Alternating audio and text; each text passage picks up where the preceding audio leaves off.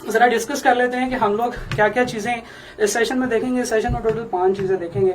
सबसे पहले मैं आपको बताऊंगा कि आईकैप ने जो अनाउंसमेंट की थी वो अनाउंसमेंट क्या थी और उसमें कौन कौन सी बातों का जिक्र है, किन किन चीजों के साथ उन्होंने कहा कि आपको जो है वो एग्जाम आप दे सकते हैं, कौन से बच्चे एग्जाम दे सकते हैं अगस्त टाइम का, कौन से बच्चे एग्जाम नहीं दे सकते। आज तो ये थोड़ी पुरानी बात हो गई है, लेकिन हम इसको हल्का सा जो है ना इसका जिक्र करेंगे ताकि हम एक पर्सपेक्टिव डेवलप कर सकें अपने डिस्कशन के लिए। देन वी विल डिस्कस के क्या क्या डिटेल्ड रिक्वायरमेंट्स आईकैप ने दी हैं। आईकैप ने बच्चों को 5-6 चीजें बताई कि भाई ये चीजें आपको होम बेस्ड एग्जाम के लिए जरूरी है, लेकिन फिर आईकैप ने सोचा कि इससे तो बच्चे पजल नहीं होंगे। फिर उन्होंने क्या किया, उन्होंने कुछ ऐसी बातें बताई जिसके ऊपर बच्चे वाकई पजल हो गए। एक डिटेल डॉक्यूमेंट जो कि 2 पेजेस का था, 2-2.5 पेजेस का, जिसमें उन्होंने वो बातें लिख दी हैं जो कि सिर्फ एक टेक्निकल बंदा ही समझ सकता है। फिर लोग उसमें भी शशोपंज में मुब्तला हो गए कि यार ये चीज तो समझ नहीं आ रही, ये क्या रिक्वायरमेंट्स हैं, इनको कैसे फुलफिल किया जाए। और मैंने खुद पर्सनली देखा कि 1-2 स्टूडेंट्स ने मुझे लैपटॉप परचेज करते वक्त मार्केट में जाके मुझे कॉल की कि सर ये मैं लैपटॉप लेने आया हूं, तो मुझे बताएं कौन सा लैपटॉप परचेज करना है ताकि मेरा उसके ऊपर एग्जाम हो सके। अब डेफिनेटली एक इंपॉर्टेंट चीज भी है, लोग इसके ऊपर खर्चा कर रहे हैं। देन आईकैप ने अभी थोड़े दिनों पहले एक step by step procedure explain किया कि भाई किस तरीके से आप लोगों ने एग्जाम देना है।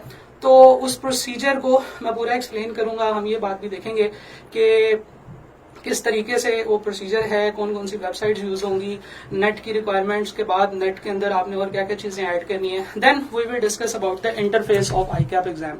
इससे पहले आईकैप जो एग्जाम लेता था वो इनका एक नेटिव सॉफ्टवेयर होता था, ब्लू कलर की स्क्रीन वाला, जिसमें क्वेश्चन होता था, साइड पे तमाम जो है ना वो क्वेश्चन के लिंक होते थे और वो एक बड़ा मजे का प्लेटफॉर्म होता था।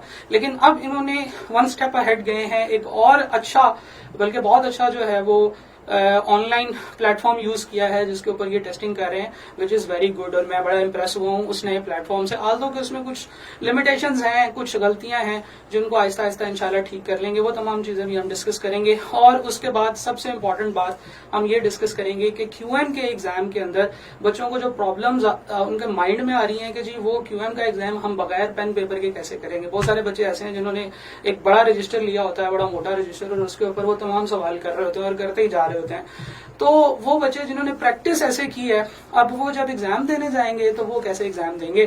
तो ये 5 चीजें जो है ये हम लोग यहाँ पे पढ़ेंगे, डिस्कस करेंगे और डेफिनेटली पढ़ेंगे भी, क्योंकि इसमें आईकैप ने पढ़ने ही डाला हुआ है सब लोगों को कि क्या क्या बातें हैं और उनको कैसे। तो जनाब कहानी शुरू करते हैं। सबसे पहले आईकैप ने बात की 1 जुलाई को। उसने कहा कि जी जो लोग AFC एग्जाम में अपीयर होना चाहते हैं और साथ में कैफ अटेम्प्ट में भी अपीयर होना चाहते हैं, उनके लिए हम एक स्पेशल अटेम्प्ट लेके आ रहे हैं which is called August attempt. ठीक है जी, ऑटम अटेम्प्ट, जो कि अगस्त में होगी, 20 अगस्त से लेकर 10 सितंबर तक होगी। अब आपने देखना ये 20 से 10 तक तकरीबन 20 दिन बनते हैं। ये 20 डेज में जो है ना ये आपके एग्जाम्स होने वाले हैं। और इन 20 डेज में आपके जो टोटल एग्जाम्स होने हैं वो होने हैं 4 पेपर्स हैं जो आपके होने हैं।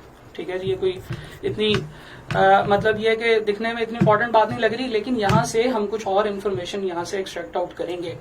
और उसके बाद उन्होंने कहा कि जो बच्चे ये पेपर पास कर लेंगे वो कैफ में अपीयर हो सकते हैं, जो सितंबर में आ रही है। इस अटेम्प्ट का जो रिजल्ट है यहाँ पे तो नहीं लिखा हुआ, लेकिन आईकैप ने बताया है कि 15 सितंबर को जो है ये इस अगस्त अटेम्प्ट का रिजल्ट हम अनाउंस कर देंगे। फिर उसके बाद जो बच्चे पास हो जाएंगे वो AFC जो कैफ की अटेम्प्ट है, जो कि बिल्कुल उससे 1 वीक के बाद स्टार्ट हो रही होगी, उसमें अपीयर हो सकते हैं।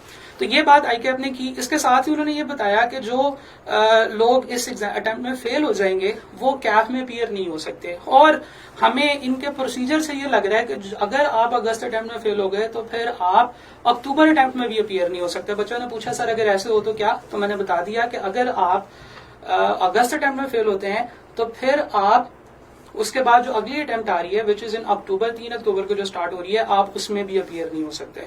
और वो तमाम बच्चे जो कि अगस्त अटेम्प्ट में अपीयर हो रहे हैं और पास हो जाते हैं, फिर वो कैफ के एग्जाम्स जितने भी उन्होंने अप्लाई किए होंगे शुरू में वो दे सकते हैं। इसके बाद आईकैप ने तकरीबन 20 दिन के बाद एक बहुत ही मजे का वर्ड इस्तेमाल किया। उन्होंने कहा जी कि हम ऑनलाइन प्रोक्टोरिंग एनवायरनमेंट के ऊपर आप लोगों के एग्जाम्स लेंगे।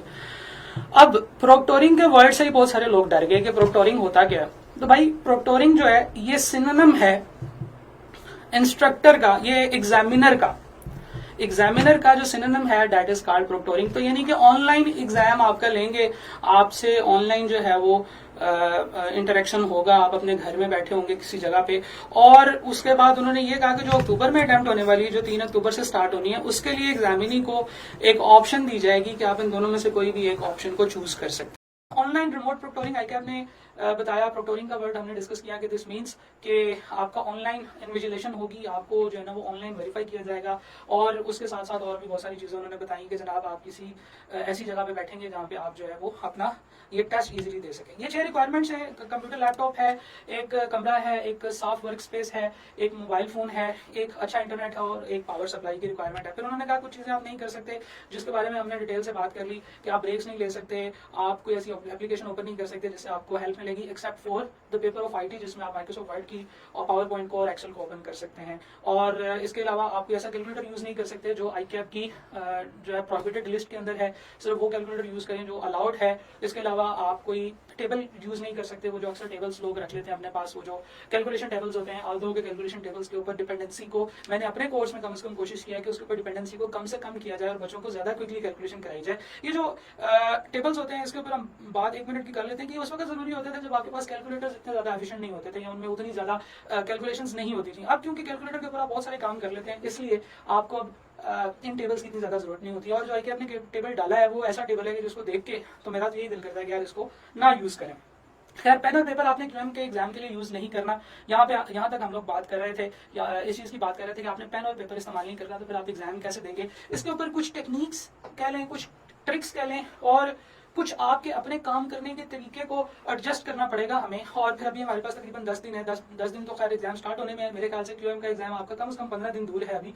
और आपके पास कुछ ऐसी ट्रिक्स मैं आपको बताऊंगा, कुछ काम करने का तरीका कि आपने आपसे ऑनवर्ड ऐसे काम करना है ताकि आप पेपर और पेंसिल के ऊपर अपनी डिपेंडेंसी को as far as the paper of QM is concerned आप अपनी डिपेंडेंसी को इसके ऊपर से खत्म कर सकें। और इसके ऊपर मैंने बड़ी डिटेल से और बड़ी यूजफुल इन्फॉर्मेशन जो है वो कलेक्ट की है। इसके बाद आपने किसी भी नंबर से आप फोन अटेंड नहीं कर सकते। इसका मतलब यह है कि फोन आपके पास होगा और वो ऑन भी होगा और उसकी सिम भी चल रही होगी, लेकिन ये सिर्फ ये जो 2 नंबर्स हैं जिनके एंड पे 0685 और 0686 है, यहाँ से आप कॉल रिसीव कर सकते हैं। वो आपका प्रॉक्टर जब कांटेक्ट करना चाह रहा होगा, आपका जो एग्जामिनर है जो ऑनलाइन आपको हर वक्त देख रहा है और वो आपसे कांटेक्ट करना चाह रहा होगा, तो फिर वो आपसे जो है ना वो इन नंबर्स पे कांटेक्ट करेगा। रूम में कोई भी और बंदा नहीं होना चाहिए, ना चेयर के नीचे, ना टेबल के नीचे, ना पर्दे के पीछे, ना जो कमरे के साथ जो अटैच बात होता है उसमें भी कोई बंदा छुप के नहीं होना चाहिए। इस तरह की कोई भी आपको साइंस लड़ाने की जरूरत नहीं है, आराम से आपका पेपर वैसे ही पास हो जाएगा।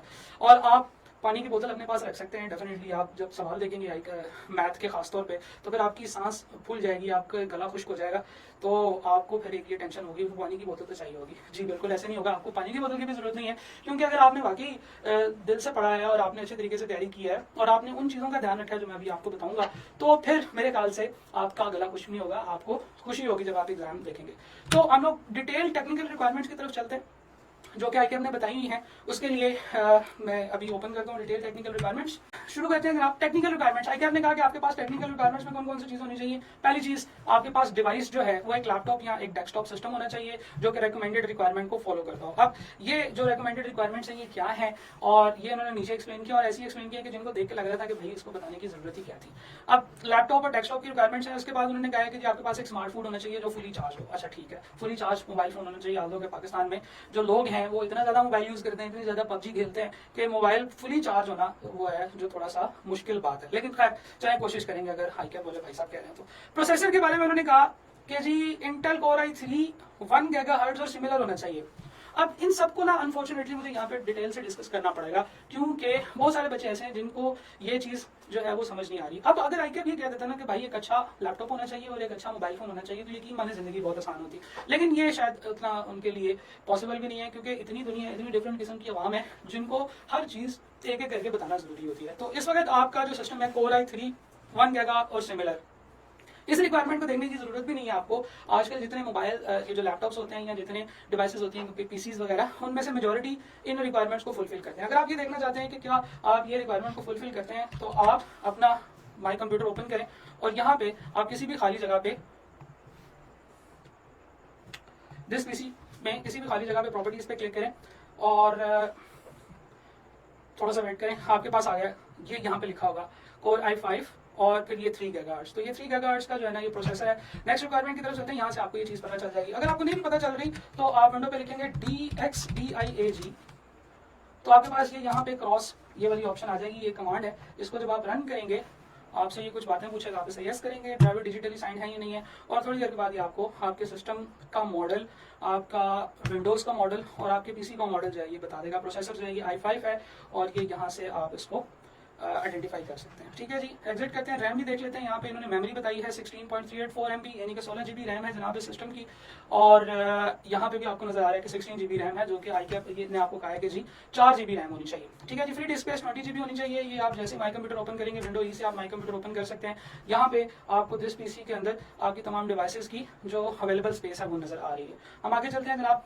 डिस्प्ले ये आपकी रेजोल्यूशन है, स्क्रीन की रेजोल्यूशन आप कैसे करते हैं, आप स्क्रीन पे जाएं, राइट क्लिक करें और यहाँ पे डिस्प्ले सेटिंग के अंदर आपको स्क्रीन की रेजोल्यूशन नजर आ रही होगी 1920x1080। ये आपकी रिकमेंडेड है, और ये जो इन्होंने बताई हुई है इससे ऊपर कोई भी हो तो वो चल जाएगी। खैर इससे नीचे वाली भी चल जाती है, आपको परेशान होने की जरूरत नहीं है। वेबकैम जो है वो उसकी मिनिमम रेजोल्यूशन इतनी होनी चाहिए। आज तक जितने मैंने वेबकैम देखे हैं सबकी इस रेजोल्यूशन के इक्वली होती है। यहाँ कुछ ऐसे वेबकैम्स भी हैं जैसे ये वाला कैम जो भी मैं यूज कर रहा हूँ, इसकी रेजोल्यूशन इससे बहुत बेहतर है। ठीक है जी, तो मिनिमम किसी भी छोटे से छोटे कैम की जो कि लैपटॉप के अंदर लगा होता है उसकी इतनी रिक्वायरमेंट होती है। दिस मीन्स ये रिक्वायरमेंट भी आपकी फुलफिल हो जाएगी। और इसके बाद है जी माइक्रोफोन, इंटरनल भी हो सकता है, एक्सटर्नल भी हो सकता है। अब लोगों को पता नहीं होता क्योंकि उन्होंने माइक्रोफोन बहुत ज्यादा इस्तेमाल नहीं किया होता। जो लोग तो स्काइप पे वीडियो कॉलिंग करते हैं उनको तो पता है कि जनाब ये कैसे आइडेंटिफाई करना है, लेकिन जिन लोगों को नहीं पता उनके लिए मैं बता दूं कि देखें आपके पास यहाँ पे स्पीकर, जब आप कर्सर यहाँ पे लेके जा रहे हो कॉर्नर पे, आपको आई होप कि आपको मेरा कर्सर नजर आ रहा है, तो यहाँ पे एक स्पीकर की ऑप्शन है। आप इसके ऊपर राइट क्लिक करते हो और फिर इसके बाद आपने जाना है ओपन साउंड सेटिंग में। तो साउंड सेटिंग के अंदर आपके पास यहाँ पे इनपुट के अंदर ये माइक आ रहा होगा। ठीक है जी, आप यहाँ से ड्रॉप डाउन पे क्लिक करोगे आपको डिफरेंट टाइप के माइक्स नजर आएंगे। जो माइक आप यहाँ पे सेलेक्ट करोगे वो माइक आप बोलोगे तो आपको यहाँ पे ये बार्स नजर आएंगी। अब लेकिन जैसे जैसे मैं बोल रहा हूँ ये बार्स आपको यहाँ पे नजर आ रही है। दिस मीन्स कि this mic is working properly. ठीक है जी, तो आपके पास कोई भी एक माइक होना चाहिए जिससे आप बोलें तो उनको आवाज जाए, आपकी आवाज जो है ना कंप्यूटर में आ जाए। इंटरनल भी हो सकता है, एक्सटर्नल भी हो सकता है। ऑपरेटिंग सिस्टम की बात करते हैं जल्दी जल्दी, हम इसको जो है ना वो करेंगे। ऑपरेटिंग सिस्टम है जी 8.1 और अबव। तो ये आपको कहाँ से पता चलेगा, जहां से भी हमने थोड़ी देर पहले अपनी विंडोज की सेटिंग देखी है वहीं पे विंडोज 10 ये हमारे पास नजर आ रही है। मेजॉरिटी 99.9% लोगों के पास जो है ये विंडोज ही होती है। आप विंडोज ऑपरेटिंग सिस्टम यूज कर रहे होते हैं, लेकिन आप लोगों ने अगर आईटी पढ़ी है तो आपने, अगर मेरे से पढ़ी है तो मैंने तो आपको उसमें बड़ी डिटेल से बताया कि कौन कौन सा ऑपरेटिंग सिस्टम्स होते हैं, और उसके अलावा वैसे भी आप लोगों को पता है कि कौन कौन सा ऑपरेटिंग सिस्टम होता है। मैक ओएस आपका चल सकता है 10.10 और अबव। इसके अलावा कोई और विंडोज आपके पास नहीं होनी चाहिए, यानी कि विंडो 7 ना हो, विंडो विस्टा ना हो, विंडो लिनक्स ना हो, विंडो एक्सपी ना हो। Linux Unix based operating systems भी नहीं होने चाहिए जो कि ओपन सोर्स सॉफ्टवेयर होते हैं, आपको पता है, हमने डिस्कस किया था। ठीक है जी, स्मार्टफोन आपके पास होना चाहिए, कोई भी एंड्रॉइड जो कि शायद एक साल या 2 साल पहले तक आए थे नए मॉडल्स, उन तमाम में एंड्रॉइड वर्जन 9 और अबव ही होता है, इसलिए आपको परेशान होने की जरूरत नहीं है। वो बहुत ज्यादा कोई पुराना मोबाइल ना हो बटनों वाला, तो वो थोड़ा जो है वो उसमें एंड्रॉइड का वर्जन पुराना होगा। लेकिन if you have a fairly new mobile, अगर एक डेढ़ साल पहले आपने लिया था तो that will solve your purpose. iOS 10, iPhone 10 और इससे ऊपर वाले ये मतलब थोड़ी जो है वो हैवी रिक्वायरमेंट है, और जिन लोगों के पास ये हैवी मोबाइल्स होते हैं उनके पास ये हैवी रिक्वायरमेंट भी फुलफिल वो कर सकते हैं। इंटरनेट एक्सप्लोरर ये बहुत जरूरी है जी। इंटरनेट ब्राउजर जो आपने यूज करना है वो आपने यूज करना है गूगल क्रोम, और इसका वर्जन होना चाहिए 82 या अबव। अब ये बात कैसे पता चलेगी, अभी रिसेंटली ये जो गूगल क्रोम है इन्होंने एक बड़ा मेजर अपडेट जो है वो दिया था, जिसकी वजह से बहुत सारी चीजें गूगल क्रोम पे नहीं चलती थी। तो अभी हम लोग ऐसे करते हैं, गूगल क्रोम को ओपन करते हैं और इसके अंदर देखते हैं कि कैसे हमें पता चल सकता है कि इसका वर्जन क्या है। तो जनाब ये देखेंगे ऊपर इस साइड पर 3 टुनटुने से आ रहे होते हैं, आप जैसे इनके ऊपर क्लिक करेंगे तो आपको जो है वो एक ऑप्शन सी नजर आएगी। इसमें आप हेल्प में जाएंगे और अबाउट गूगल क्रोम पे क्लिक करेंगे। राइट, मैं दोबारा बता रहा हूँ, यहाँ पे क्लिक करें, हेल्प पे जाएं, अबाउट गूगल क्रोम पे क्लिक करें, तो ये फौरन से आपको बताएगा। और ये अभी देखा आपने थोड़ी देर तक ये जो है ये मूव होता रहा है, इसने चेक किया कि क्या ये क्रोम का जो वर्जन है ये अपडेटेड है, तो इसने फौरन से मुझे बताया कि Google Chrome is up to date. ये बड़ी ही इंपॉर्टेंट रिक्वायरमेंट है, आपका Google Chrome up to date होना चाहिए। और अभी इसके बाद जो 1-2 रिक्वायरमेंट्स आ रही है ये भी इंपॉर्टेंट रिक्वायरमेंट्स हैं, क्योंकि नॉर्मली लोगों को ये इन चीजों का बच्चों को पता नहीं होता, इसलिए मैं बता रहा हूँ कि गूगल क्रोम अपडेटेड होना चाहिए। अगर नहीं होगा तो ये यहीं पे ऐसे घूम के फिर उसके थोड़ी देर बाद आपको बताएगा कि यार ये इसको ना अपडेट कर लो, तो आप उसको अपडेट कर लीजिएगा। ठीक है जी, ओके, अपडेट हो गया। यहाँ पे वर्जन भी बताया, वर्जन 84.0. तो जनाब यस ये 84 का वर्जन है, और आपको मिनिमम रिक्वायरमेंट क्या चाहिए थी, आपको मिनिमम रिक्वायरमेंट चाहिए थी 82 एंड अबव, तो यस ये ओके है। JavaScript must be enabled. अब जावास्क्रिप्ट जिन लोगों को पता है कि क्या होता है और उन्होंने स्पेसिफिकली डिसेबल किया हुआ है, तो फिर भाई उनको मैं ये कहूंगा कि भाई इसको इनेबल कर लें।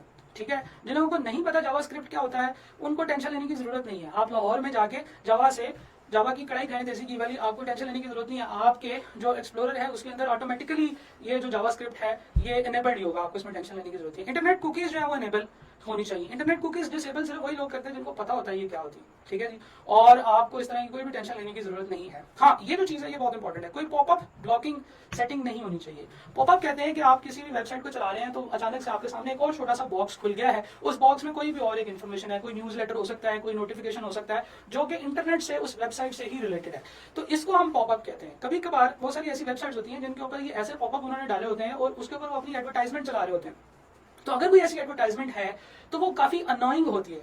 तो फिर ये जो गूगल क्रोम है इसके अंदर छोटी छोटी सी एक्सटेंशंस आती हैं। एक्सटेंशन का मतलब क्या होता है, इसमें कुछ एडिशंस आती हैं। एक्सटेंशन जो होती है वो गूगल क्रोम के अंदर एडिशन को कहते हैं। आप देखें जैसे आप गाड़ी लेते हैं तो गाड़ी आपको वैसी मिलेगी जैसी वो मैन्युफैक्चरर से बन के आई है, लेकिन अगर आप उसमें कोई एक एक्स्ट्रा लाइट लगाना चाहते हैं दैट इज एन एक्सटेंशन, ठीक है जी। आप उसके अंदर आर्म रेस्ट लगाना चाहते हैं तो वो आप परचेज करके लगा लेते हैं। तो वो छोटी छोटी चीजें जो आप गूगल क्रोम में एक्स्ट्रा लगा लेते हैं, जो गूगल क्रोम की फंक्शनैलिटी को एनहांस करती है, उसमें कुछ बेहतरी लेके आती है, तो उनको हम एक्सटेंशंस कहते हैं। एक्सटेंशंस को समझना इसलिए जरूरी है कि एक एक्सटेंशन का भी जिक्र आगे आएगा जो कि आपने भी कहा है कि आपने इंस्टॉल करनी है। अच्छा जी, तो हमने बात ये की कि बहुत सारी पॉपअप ब्लॉकिंग एक्सटेंशंस जो है वो हम इंस्टॉल कर देते हैं। आपके पास अगर ये एक्सटेंशन है तो आपको परेशान होने की जरूरत नहीं है। आपने ये करना है कि आप ये देखें, जब आप क्रोम ओपन करेंगे तो क्रोम में ये यहाँ पे स्टार नजर आ रहा है, आपने इस स्टार के साथ इस जगह पे, ये जो खाली जगह है ये थोड़ी सी यहाँ पे नजर रखनी है। जब भी कभी आप किसी चीज पे क्लिक करें, जब आप कोई सॉफ्टवेयर पे क्लिक करें और यहाँ पे एक छोटा सा बॉक्स बन जाए जिसके नीचे रेड कलर की लाइन है, ठीक है, तो इसका मतलब ये है कि there is a popup that has been blocked. और अगर एग्जाम के दौरान यहाँ पे कहीं पे कोई पॉपअप ब्लॉक आ जाए तो आपने यहाँ पे उसको क्लिक करना है और उसको वहां पे अलाउ का बटन होगा, आपने उसको अलाउ कर देना है, ठीक है जी। तो आप इस तरीके से डिफरेंट टाइप की एक्सटेंशन जो है वो उनको यूज कर सकते हैं। तो आपने अब करना ये है कि आपने यहाँ से अगर आपने इस तरह की कोई एक्सटेंशन यूज की हुई है तो आप यहाँ तो उसको यहाँ पे जब वो आए तो उस वक्त उसको कैंसिल कर दें, या आप ये करें कि इन ये 3 सेटिंग वाले जो डॉट्स हैं इनके ऊपर क्लिक करें और सेटिंग्स में जाएं और यहाँ से आप एक्सटेंशन टाइप करें EXTENSION एक्सटेंशन, तो यू विल गेट एक्सटेंशन। और आप यहाँ पे जाके मोर टूल्स के ऊपर क्लिक करके एक्सटेंशन पे क्लिक कर सकते हैं। तो आपके पास यहाँ पे इस वक्त जितनी भी एक्सटेंशंस इंस्टॉल है वो आपने सारी की सारी एक्सटेंशंस यहाँ पे आपको नजर आ रही होंगी। तो यहाँ से किसी भी एक्सटेंशन को आपने डिसेबल करना है तो आप यहाँ पे बटन पे क्लिक करेंगे तो आप उसको डिसेबल कर देंगे। If you have any popup blocking extension तो आप उसको ब्लॉक करेंगे, आप उसको रिमूव करेंगे। ये काम जो है ये बड़ा ही जरूरी है, इसके बगैर जो है वो आपका एग्जाम जो है वो आपको तंग करेगा। फॉर एग्जांपल यहाँ से मैं कोई एक टैब जो है ये इसको रिमूव कर देता हूँ, ठीक है जी। ये फॉर एग्जांपल ये एक एक्सटेंशन है वीडियो डाउनलोडर हेल्पर, ये हमने इंस्टॉल किया है, इसको मैं यहाँ से रिमूव कर देता हूँ। जब मैं रिमूव करूंगा तो यहाँ पे रिमूव का बटन मुझसे पूछेगा, कंफर्म करेगा और उसके बाद इसको रिमूव कर देगा। तो पॉपअप ब्लॉकर जो है वो आपने रिमूव कर देना है अगर आपने कोई इस तरह का इंस्टॉल किया हुआ है।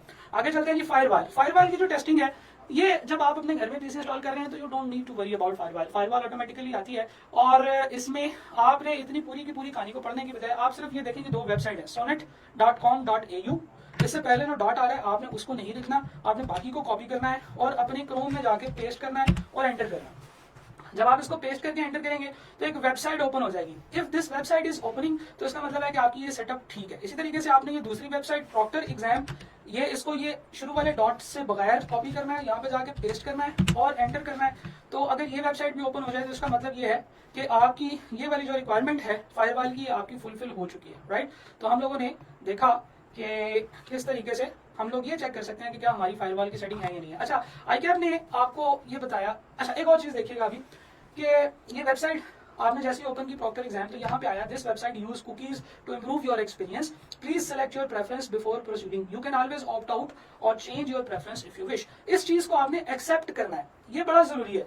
ये वो वेबसाइट है, ये वो वेबसाइट्स हैं जिन दोनों वेबसाइट पे एक्चुअली आईकैप ने आपका एग्जाम लेना है। इसलिए उन्होंने बता दिया कि भाई ये 2 वेबसाइट चला के देखो, अगर ये वेबसाइट चल रही है तो ठीक है। हम इन दोनों वेबसाइट का अभी पूरा पोस्टमार्टम करेंगे, इसको समझेंगे कि ये क्या है और किस तरीके से मुझे लगता है कि आईकैप आपसे एग्जाम लेने वाला है, या जो आपको फ्यूचर में जो चीजें आने वाली हैं, आपको आईकैप जो एक्सटेंशन इंस्टॉल करने के लिए कहने वाला है या आईकैप आपको जो ऐप इंस्टॉल करने के लिए कहने वाला है वो कौन सी है, वो यहाँ से देख के काफी इजीली समझ आ जाती है कि वो क्या है। बट आपने इसको करना है एक्सेप्ट, आपने इसको रिजेक्ट नहीं करना। दिस इज वेरी इंपॉर्टेंट, सही है जी। इसको आपने अगर रिजेक्ट कर दिया तो एग्जाम वाले दिन आपको डिफिकल्टी आ सकती है अपने आप को लॉग इन करने के लिए। तो ये जो प्रॉक्टर एग्जाम वेबसाइट है इसके ऊपर अभी थोड़ी देर में आते हैं। This will help you to log in your exam environment. और यहाँ से जैसे वो आपको लॉग इन करेगा उसके बाद आप इस वेबसाइट के एक लिंक पे चले जाएंगे, ये सोनेट के लिंक के ऊपर, जहाँ से आप अपना MCQ बेस्ड एग्जाम दे सकते हैं, जो कि हम लोग आगे देखेंगे। अच्छा जी, हम लोग आगे चलते हैं। फायरवॉल के बाद जनाब आया कस्टम सेटिंग। आपको एक गूगल क्रोम की प्लगइन इंस्टॉल करने के लिए कहा जाएगा, जिसे हम एक्सटेंशन भी कहते हैं। जो प्लगइन होता है इसका दूसरा नाम एक्सटेंशन भी है। तो आपने ये नहीं सोचना कि प्लगइन क्या होता है, एक्सटेंशन क्या होती है, दोनों एक ही चीज है। और आपने एक तो ये एक्सटेंशन इंस्टॉल करनी है, फिर उसके बाद आपने अपने मोबाइल के ऊपर एक ऐप इंस्टॉल करनी है। और मजे की बात यह है कि जो ऐप आपको iCAP वाले बताने वाले हैं वो मेरे ख्याल से यही है, ये प्रॉक्टर एग्जाम की ही एक ऐप है जो आपने इंस्टॉल करनी है, क्योंकि इसका पूरा प्रोसीजर है जो iCAP वाले आपको एक्सप्लेन करेंगे। 15 तारीख को आपको जब ईमेल आएगी जिसमें ये दोनों चीजें होंगी, जो आगे iCAP ने बताया भी है कि 15 तारीख को आपको गाइडेंस मिलेगी, तो उसमें ये वाली दोनों चीजें आपके पास अवेलेबल होंगी। आपको एक्सटेंशन के बारे में भी बताया जाएगा, ऐप के बारे में भी बताया जाएगा। आपने उसको बिल्कुल वैसे का वैसे ही फॉलो करना है। जब वो नोटिफिकेशन आएगा, बच्चों को ईमेल आएगी, तो मैं कोशिश करूंगा कि किसी बच्चे से उस ईमेल के बारे में थोड़ा बहुत पूछ के तो आपको बता सकूं दोबारा से कि यार ये वाली चीजें अब आपने इस तरीके से करनी है। बहरहाल मुझे अब थोड़ा सा अंदाजा हो गया इस वेबसाइट को देख के, दूसरी वेबसाइट को भी देख के कि iCAP एक्चुअली आपसे एग्जाम किस तरीके से लेने वाला है। लेकिन फिर मैं आपको बता दूं कि iCAP ही आपको बताएगा। मेरी जो बातें हैं यहाँ पे वो सेकेंडरी इंपॉर्टेंस है। आगे चलते हैं जनाब। इंटरनेट कनेक्शन, एक रिलायबल इंटरनेट कनेक्शन होना चाहिए जी। 4 MBPS डाउनलोड होना चाहिए और 1 MBPS अपलोड होना चाहिए। अब ये डाउनलोड और अपलोड क्या बला है, इनकी जो अंडरस्टैंडिंग है वो कैसे होती है, उसके लिए आपको कुछ भी सोचने की जरूरत नहीं है। आप वेबसाइट पर जाइए और लिखें fast.com, ठीक है जी। जैसे ही आप fast.com लिखेंगे, fast.com थोड़ी देर तक ये टुनटुना से घूमेगा और उसके बाद वो आपको आपकी वेबसाइट की स्पीड बता देगा, आपके इंटरनेट की स्पीड बता देगा कि क्या है। और इसी तरीके से आप ये आइडेंटिफाई कर सकते हैं कि क्या आपका जो नेट है वो सफिशिएंट है या नहीं है। तो जब तक ये fast.com रिजल्ट जो है वो आइडेंटिफाई करता है, मैं आप लोगों के कमेंट्स देख लेता हूँ। जी बिल्कुल, एक स्टूडेंट ने कहा जी कि क्या हम एक्सटर्नल कैलकुलेटर यूज कर सकते हैं? जी बिल्कुल कर सकते हैं, किसने कहा नहीं कर सकते। मैंने स्पेसिफिकली बताया कि FX 991 ES प्लस जो कि मैं आपको सजेस्ट करता हूँ आप यूज कर सकते हैं, ठीक है जी। लाइव लैपटॉप वाला वेबकैम चलेगा? जी बिल्कुल चलेगा। आप लैपटॉप के जो वेबकैम है उसकी सेटिंग में जाइए, उसकी रेजोल्यूशन देख लें, वो मेरे ख्याल से इसके इक्वली होगी, क्योंकि मैंने इससे छोटा कभी कोई कैम नहीं देखा। हाँ, वो एक जमाने में आते होते थे बटनों वाले मोबाइल, जिसमें जब आप एक तस्वीर लेते थे तो उसके बाद वो कहता था कि इसमें इतनी भी स्पेस नहीं है कि ये वाली तस्वीर सेव हो सके। उसकी जो रेजोल्यूशन है वो थोड़ी छोटी होती है, लेकिन वो मेरे वाले साहब के पास है तो उसकी जो क्या नाम है, उसकी जो रेजोल्यूशन है वो काफी छोटी होती है। हम उसको भी बड़ा कर सकते हैं, उसको भी 640x480 कर सकते हैं। तो मेरे ख्याल से सारे चल जाएंगे। फिर आपने कहा जी कि जी सर विंडो 10 होनी चाहिए, विंडो 7 पर हम पेपर नहीं दे सकते क्या? जी बिल्कुल ऐसे ही है जी। विंडो 7 जो है वो नहीं होनी चाहिए, विंडो 10 होनी चाहिए, 8 होनी चाहिए, 8.1 होनी चाहिए। विंडो 10 आपके पास नहीं होनी चाहिए। विंडो 8 या 10, एक बच्चे ने पूछा, जी बिल्कुल विंडो 8 या 10 इन दोनों में से कुछ भी हो सकती है। आगे चलते हैं जी। अब्दुल राफे जुबैरी ने कहा कि जी मोहम्मद उस्मान अफान खान, ठीक है, मुझे सवाल की समझ नहीं आई। मुझे अंदाजा है आप बच्चों को टैग कर रहे हो, लेकिन सर अगर दो वेब्स सोनेट एंड प्रॉक्टर ऑन ना हो तो क्या करें? सोनेट और ये जो दूसरी है प्रॉक्टर, ये ऑन होनी जरूरी है। और आई डोंट नो एनी सर्कमस्टांसेस के जिसमें ये ऑन ना हो। अगर आपकी नहीं ऑन हो रही तो मैं आपको बता दूं आप क्या करें। आप क्रोम को अनइंस्टॉल करें, आप कोई भी और इंटरनेट ब्राउजर आपने इंस्टॉल किया हो, फॉर एग्जांपल फायरफॉक्स है, ब्रेव है, उसको भी अनइंस्टॉल करें। उसके बाद आप अपना जो है ना उसको दोबारा क्रोम को इंस्टॉल करके देखें, क्योंकि क्रोम जब आप अनइंस्टॉल करके दोबारा इंस्टॉल करोगे तो उसकी सारी सेटिंग रीसेट हो जाएंगी। ये सबसे आसान तरीका है किसी भी चीज को रीसेट करने का, कि उसको बंद करके दोबारा चला दो, ठीक है जी। ये काम तो हम लोगों को पता है। खैर मैं इधर वापस आ रहा हूँ, मेरे पास यहाँ पे आ चुकी है जी इंटरनेट की स्पीड है 7.6 MBPS, लेकिन शो मोर इन्फो पे जब आप क्लिक करोगे तो आपको और चीजें भी बताएगा। अपलोड है जी 22 MBPS। तो ये दोनों चीजें आपने देखनी है। इसके अलावा एक और वेबसाइट भी है जी जिससे आप इसको चेक कर सकते हो, दैट इज ओखला, ठीक है जी। ये ओखला से आप देख लें, जब तक आप ओखला स्पीड टेस्ट जो है वो करते हैं जी, स्पीड टेस्ट बाय ओखला, अब ये हो रहा है परफॉर्म। अच्छा जी, एक चीज आपने ध्यान में रखनी है कि ये इन दोनों जो जगहों से हमने नेट की स्पीड चेक की है ये तो है ठीक है, लेकिन आपने सिर्फ ये इसी पे नहीं रहना। आपने देखना है कि क्या ये जो इंटरनेट है ये आपका बार बार डिस्कनेक्ट तो नहीं होता, क्या आपका राउटर डिस्कनेक्ट तो नहीं होता, क्या ऐसे तो नहीं है कि राउटर आपका नेट बंद हो जाएगा, क्योंकि जब आपका नेट बंद हो जाएगा तो प्रॉब्लम आपको ही होगी। मैंने गो पे क्लिक नहीं किया था। अच्छा जी, आप लोगों के सवालों की तरफ चलते हैं, 1 घंटा हो चुका है हमारा। सर AMD A6 हो अगर इंटेल कोर की जगह तो टेस्ट हो जाएगा। आपने ये चीज चेक करनी है तो आप क्रोम इंस्टॉल करें, दोनों वेबसाइट्स ओपन करके देखें, और जो iCAP ने अपना वो जो दिया हुआ है एक सैंपल सा टेस्ट दिया हुआ है डाउनलोड करने के लिए, which is around 286 MB something, उसको डाउनलोड करें, उसको प्ले करके देखें। If that is working fine तो then I am very hopeful कि इट विल वर्क फाइन, ठीक है जी। बाकी आपको ये टेक्निकल नॉलेज है, ये तो मैं नहीं बता सकता कि AMD जो है is it equivalent to what you can say, is it equivalent to Core i3 or not? वैसे मेरे ख्याल से Core i3 जो है ये फेयरली हल्का मोबाइल है, हल्का जो है वो रिक्वायरमेंट है, छोटी रिक्वायरमेंट है। बहुत सारे जो लैपटॉप्स हैं वो इस रिक्वायरमेंट को फुलफिल करते हैं। हमारे पास स्पीड टेस्ट का रिजल्ट आ गया जी, डाउनलोड है 27.8 और अपलोड है 29.7, तो ये एक बड़ा परफेक्ट नेट है, वेरी गुड। मैं ये नियर पे वाले को कहता हूँ कि जी मुझे भी ये वाला नेट लगवा के दें, ये बहुत अच्छा नेट है। खैर हम लोग वापस चलते हैं अपनी रिक्वायरमेंट की तरफ। दूसरी चीज जो है वो ये है कि हम लोगों ने कहा कि दिस विल बच्चे को ऐप इंस्टॉल करने के लिए कहा जाएगा, क्रोम का प्लगइन जो है वो इंस्टॉल करने के लिए कहा जाएगा। इंटरनेट की स्पीड के बारे में हम बात कर रहे थे कि 4 MBPS या 1 MBPS इसकी जो है ना वो अपलोड स्पीड होनी चाहिए। वाइड नेटवर्क होना चाहिए, वायरलेस नहीं होना चाहिए। वही बात कि if you are using a wireless network तो देयर आर चांसेस कि वो डिस्कनेक्ट हो जाएगा, और अगर वो डिस्कनेक्ट हो गया तो आपका जो एग्जाम है वो डिस्कनेक्ट हो जाएगा। वैसे आई पर्सनली थिंक कि ये कोई इतनी स्ट्रॉन्ग रिक्वायरमेंट नहीं है। वायरलेस भी अच्छी कनेक्टिविटी वाले होते हैं, पूरा का पूरा एक सिस्टम है। अब दुनिया वायरलेस पे जा रही है और हम लोग अभी भी वायर को ज़्यादा बेहतर समझते हैं, तो शायद इसमें थोड़ा सा जो है ना वो आपके पास ग्रे एरिया है। आप वायर्ड वाले की बजाय आप वायरलेस पे भी चल सकते हैं, इसलिए आपको परेशान होने की जरूरत नहीं है। If you are connecting to the internet using wifi then the wifi switch should be connected to the internet. ये बहुत जरूरी बात है। आपका राउटर जो है वो कनेक्ट होना चाहिए, वरना लाइट गई, आपका राउटर बंद हुआ, चले लैपटॉप में तो बैकअप है, लेकिन फिर आप उसके ऊपर गेम ओपन करके खेल लीजिएगा, क्योंकि एग्जाम तो आप दे नहीं सकेंगे, नेट तो चलेगा। ठीक है जी। शेयर्ड कनेक्शन अगर यूज कर रहे हैं तो घर वालों को कहेंगे हाथ होला रखें, मैं एग्जाम दे रहा हूँ, मेरा जो है वो नेट वो ज्यादा जरूरी है। और मोबाइल से आपने वो जो हॉटस्पॉट ऑन करके नेट शेयर करते हैं वो आपने बिल्कुल नहीं करना, बिल्कुल भी नहीं करना। उसकी सबसे बड़ी वजह ये है कि जब उस नंबर पे कॉल आती है तो आपका नेट डिस्कनेक्ट हो जाता है। तो ये आईकैप ने आपके लिए बेनिफिशियल बात बताई है, आईकैप ने अपना फायदा इसमें नहीं ढूंढा। ठीक है जी। पावर की बात करते हैं, आपके पास यूपीएस होना चाहिए जिसके ऊपर आपका लैपटॉप कनेक्टेड हो, पीसी लाजमी तौर पर यूपीएस पे कनेक्ट होना चाहिए, और राउटर जो है वो यूपीएस पे कनेक्ट होना चाहिए। ये बातें इन्होंने यहाँ पे की है। तो डिटेल रिक्वायरमेंट में उन्होंने वही बातें बताई है कि एक अच्छा रीजनेबल पीसी होना चाहिए, जो आपका क्रोम है उसकी सेटिंग बताई कि क्या होनी चाहिए, जिसको हमने एक एक करके डिस्कस कर लिया, क्या क्या चीजें होनी चाहिए, कैसे होनी चाहिए, वो भी हमने डिस्कस कर ली।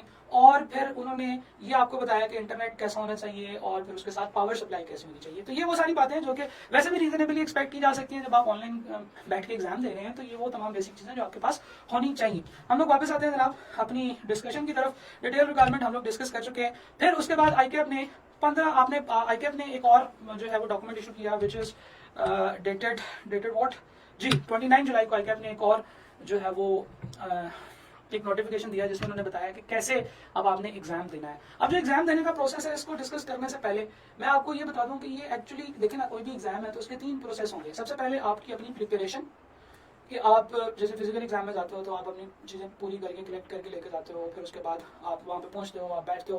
देन आपका स्टूडेंट की वेरिफिकेशन का प्रोसेस, कि हर बच्चा जो है वो अपनी रोल नंबर स्लिप पे बैठेगा, हर बच्चे की रोल नंबर स्लिप अपनी जगह पे बैठेगा जो उसको असाइन की गई है, फिर उसकी रोल नंबर स्लिप चेक की जाएगी और वो वाला सारा काम हो जाएगा। फिर उसके बाद वो एग्जाम देगा। तो ये इसी तरीके से उन्होंने स्टेप बाय स्टेप जो है वो ये बातें आपको की हैं। हम लोग यहीं पर डिस्कस करते हैं। सबसे पहले 15 अगस्त को आईकैप ने कहा कि जी आपको एक ईमेल आएगी, उस ईमेल में 2 चीज़ों के लिंक होंगे। एक तो क्रोम के लिए प्लगइन होगा, वो आपने प्लगइन इंस्टॉल करना है, और एक आपके लिए ऐप होगी जो आपने यूज करनी है, अपने मोबाइल में इंस्टॉल करनी है। तो भाई साहब आपको मैंने पहले भी बताया कि जो 2 वेबसाइट्स हैं आईकैप मोस्ट प्रोबेबली इन्हीं को यूज करेगा। ये मेरा अंदाजा है, क्योंकि आईकैप ने स्पेसिफिकली कहा है कि इन वेबसाइट्स को आपने देखना है कि क्या ये वेबसाइट आपके पास ओपन हो रही है कि नहीं हो रही। तो आपने ये देखना है कि क्या ये जो 2 वेबसाइट्स हैं ये इनकी क्या रिक्वायरमेंट्स हैं। खैर अभी देखते हैं। उन्होंने आपको एक प्लगइन सेंड करना है क्रोम का। तो मैंने इंटरनेट से सर्च किया, तो ये जो क्रोम का प्लगइन है, मैंने बहुत ही छोटा इसका जो है वो फॉन्ट रखा है। मैं इसके ऊपर क्लिक करता हूँ तो ये एक ऐप ओपन हो जाएगी। ये है जी प्रॉक्टर एग्जाम रिमोट जो है एग्जाम्स। ये प्रॉक्टर एग्जाम वेबसाइट थी जिसको अभी हमने थोड़ी देर पहले देखा भी था। यहाँ पे ये देखें, ये प्रॉक्टर एग्जाम है, सेम आइकॉन है। मुझे ये लगता है कि आईकैप जब आपको 15 तारीख को नोटिफिकेशन सेंड करेगा तो वो आपको ये वाली ऐप इंस्टॉल करने के लिए कहेगा। अब ये ऐप जो है बहुत ही जो है ना वो छोटी सी ऐप है। इस ऐप में आपको सिर्फ ये 2 स्क्रीन नजर आएंगी।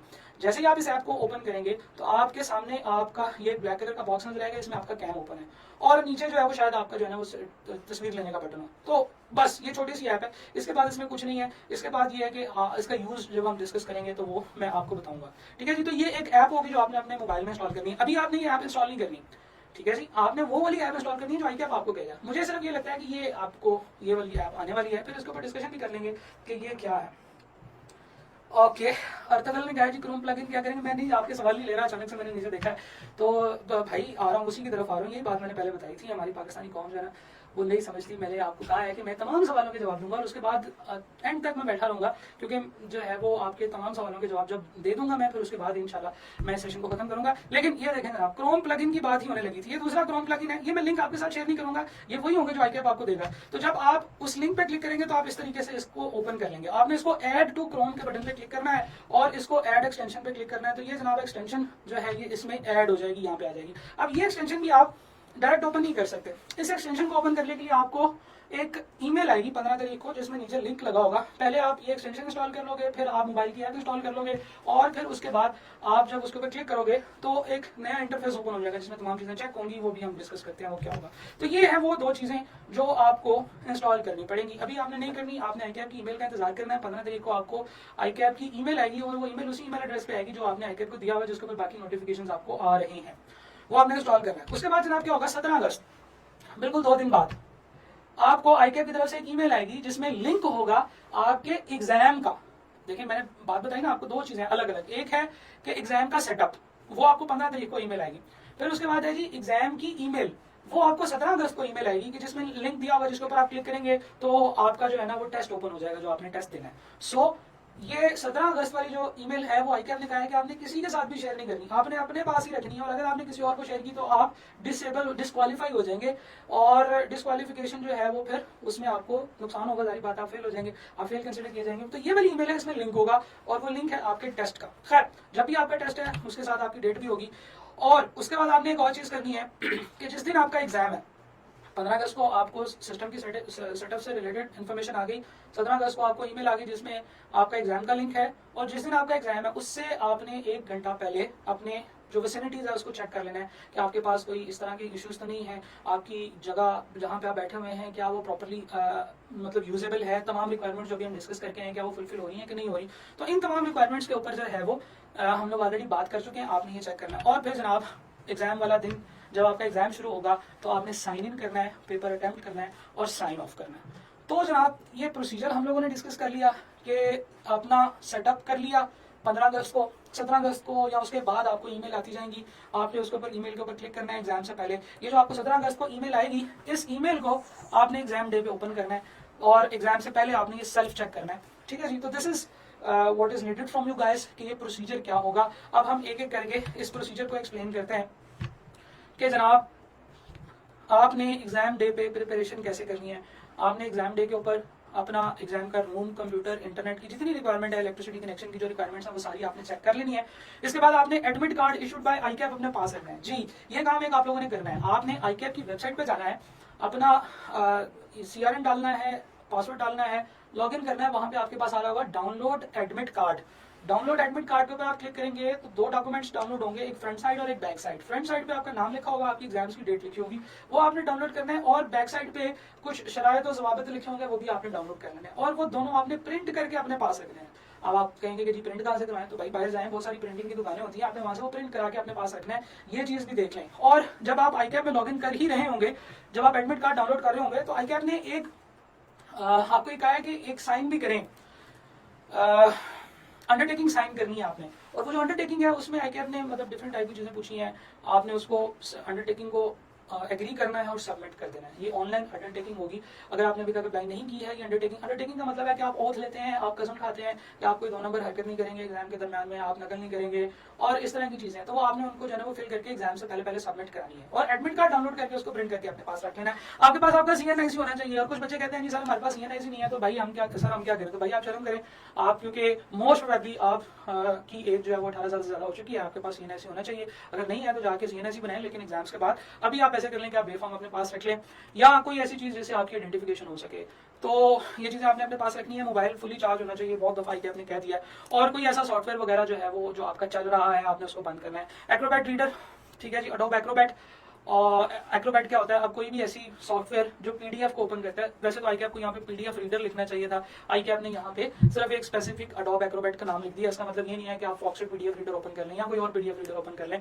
तो इसका मतलब ये है कि आपने कोई भी PDF की फाइल ओपन नहीं करनी, ईमेल ओपन नहीं करनी, चैट्स ओपन नहीं करनी, फेसबुक, स्काइप वगैरह ओपन नहीं करनी। अच्छा यहाँ पे मैं एक चीज बताता चलूं कि कुछ लोग क्या करते हैं, फेसबुक की ऐप इंस्टॉल कर लेते हैं, फेसबुक की ऐप अपने लैपटॉप पे इंस्टॉल कर ली, या उन्होंने क्या किया कि प्ले स्टोर पे गए, जैसे यहाँ पे आप प्ले स्टोर पे जाके ये जो सॉरी प्ले स्टोर कह रहा हूँ, ये जो माइक्रोसॉफ्ट का स्टोर है, इसके ऊपर आपको डिफरेंट टाइप की एप्स और डिफरेंट टाइप की और जो है ना वो प्रोडक्टिविटी से रिलेटेड कुछ चीजें मिलती हैं, आप वो डाउनलोड कर लेते हैं, इंस्टॉल कर लेते हैं। या कभी कभार ऐसे होता है कि आपने डिफरेंट वेबसाइट्स की नोटिफिकेशन ऑन की होती है, तो ये जो यहाँ पे इस साइड पे तकरीबन जो है ना वो आपको थोड़ी देर के बाद नोटिफिकेशन आता है और फिर आप उसको क्रॉस करते हैं। तो ये वाली चीजें भी नहीं होनी चाहिए, ये तमाम चीजें आपको क्लोज करनी पड़ेंगी। स्काइप, के बारे में ये होता है कि वो बैकग्राउंड पे चलती रहती है। इसके अलावा अगर आपने यूटोरेंट इंस्टॉल किया हुआ है तो वो बैकग्राउंड पे चलता रहता है। बहुत सारी ऐप्स ऐसी हैं जो बैकग्राउंड पे चलती रहती हैं, तो आपने उन तमाम ऐप्स को एग्जिट करना है। उसके लिए आपने क्या करना है, Alt Control और डिलीट का बटन प्रेस करेंगे जी, ये रहा टास्क मैनेजर ओपन होगा। इसमें जितनी भी आपकी ऐप्स वगैरह चल रही हैं वो सारी की सारी यहाँ पे आ जाएंगी। आपने इनमें से जो ऐप्स आपकी बैक एंड पे चल रही हैं आपने उनको क्लोज करना है,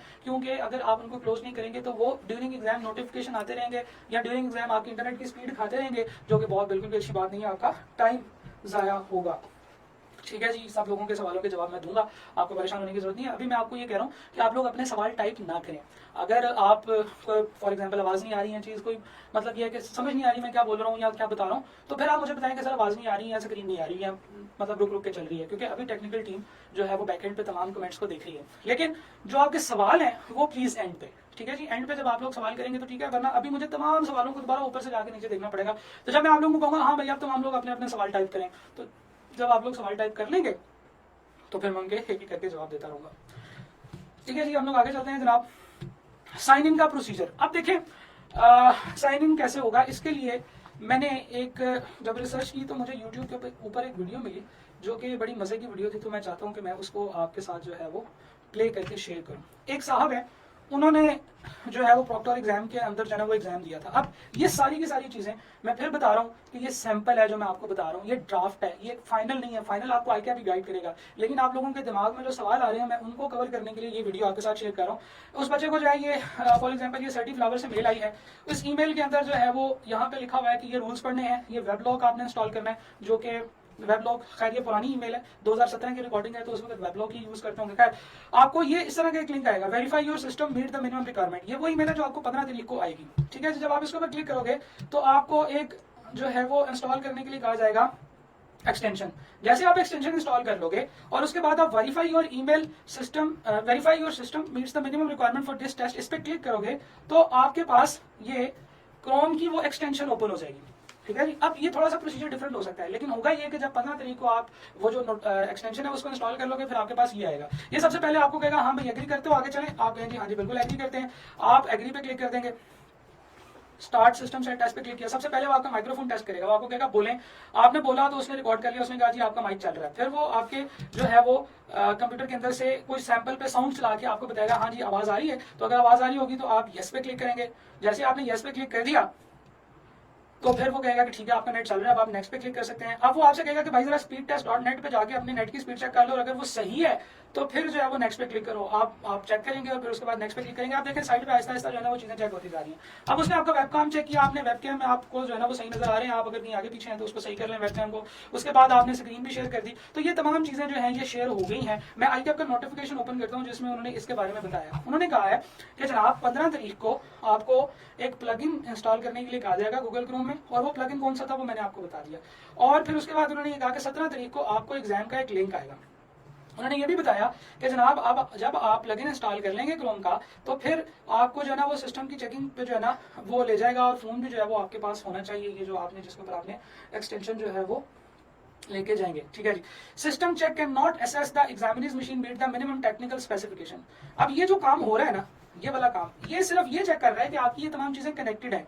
ये चेक नहीं करेगा ये वाला टेस्ट के जी आपका क्या पीसी जो है वो रिक्वायरमेंट को फुलफिल कर रहा है कि नहीं कर रहा। वो ये भी चेक नहीं करेगा कि आपके नेट की स्पीड ठीक है या नहीं है, जितनी चाहिए उतनी है कि नहीं है। बस वो ये चेक करेगा कि क्या आपकी ये सारी चीजें चल रही हैं, अगर चल रही हैं तो ठीक है आप आगे चलें। ठीक है जी, इसके बाद जनाब आता है जी प्रिपेयर द एग्जाम प्लेस। आपने एग्जाम प्लेस को सेटअप करना है, आपने अपने क्रोम को सेटअप कर लिया है। जब ये सारी चीजें हो जाएंगी, जैसे ही आप इसको एंड करेंगे तो वो बंद हो जाएगा। ठीक है जी, आगे चलते हैं थोड़ा सा। इस वीडियो में उसने बताया कि जी इसके बाद ये बंद हो जाता है। हम लोग यहाँ पे आते हैं, दोबारा उसने कहा कि जी आप अपना जैसे ही आपने अपना क्रोम को सेट कर लिया है उसके बाद आपने अपना जो वर्क स्पेस है उसको सेट करना है। आपने रूम को देख लें कि उसमें कोई प्रॉब्लम तो नहीं है, पेन पेंसिल वगैरह कोई पेपर वगैरह नहीं होना चाहिए आपके एग्जाम एरिया में। अब एग्जाम एरिया ये है कि मैं यहाँ पे बैठा हूँ तो ये जितनी जगह जहां तक मेरा हाथ पहुंच सकता है, this is my exam area, that should be clear. यहाँ पे कोई पेपर कोई कागज कोई कुछ नहीं होना चाहिए।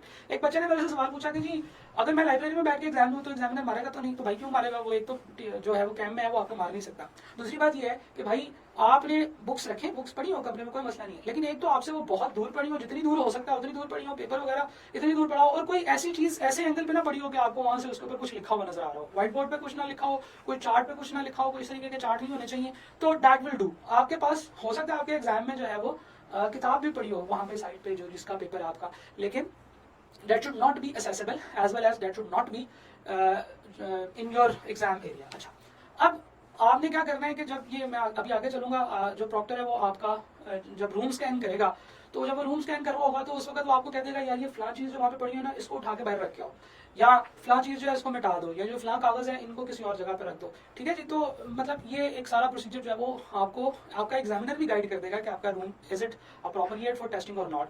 रूम का जो कमरे का दरवाजा है वो बंद होना चाहिए। कोशिश करें कि नॉर्मली होता है कि एक साइड पे दरवाजा होता है, एक साइड पे खिड़की होती है, खिड़की की तरफ आपका मुंह होना चाहिए और दरवाजे की तरफ आपकी बैक होनी चाहिए, ताकि कंटिन्यूअसली बंद दरवाजा एग्जामिनर को नजर आता रहे, तो he will be happy, right. Okay, इसके बाद आपने क्या करना है, कोई बुक नहीं होनी चाहिए, नोटपैड वगैरह ये बात हमने डिस्कस कर ली। लैपटॉप, डेस्कटॉप वगैरह तमाम चीजें जो हैं वो अवेलेबल हैं, सही चल रही हैं, क्रोम श्रोम अपडेटेड है, फिर ठीक है जी। आपने ये भी देखना है कि ये जो रूम है इसके अंदर कोई एडिशनल मॉनिटर नहीं होना चाहिए, कोई फॉर एग्जांपल पीसी पड़ा हुआ है, लैपटॉप पड़ा हुआ है, टीवी पड़ा हुआ है, टीवी भी नहीं चलेगा। टीवी में अब आप ये कर सकते हैं, इस तरह की चीजों को आप उल्टा कर दें, उनका मुंह दीवार की तरफ कर दें, तो मेरे ख्याल से एग्जामिनर को कोई एतराज नहीं होना चाहिए। लेकिन अगर एग्जामिनर आपको कहे कि भाई इसको भी उठाओ, तो वो आपको बाहर उठा के रख के आना पड़ेगा। अब ये मैं आप एग्जामिनर को ये नहीं कह सकते कि सब जहां से ने एक सेशन किया था उन्होंने कहा था कि ये जो मॉनिटर है इसको उल्टा करके भी रख दोगे तो खैर है, लेकिन फॉर एग्जाम्पल अगर एक ऐसा टीवी है जो आप मूव ही नहीं कर सकते, तो आप उसके ऊपर एक मोटा सा कपड़ा दे दें, और या फिर आपको फिर वो उतार के मूव करना पड़ेगा, क्योंकि आईकैम ने स्पेसिफिकली कहा है कि कोई और एडिशनल मॉनिटर या कोई स्क्रीन नहीं होनी चाहिए, चाहे टीवी है, चाहे वो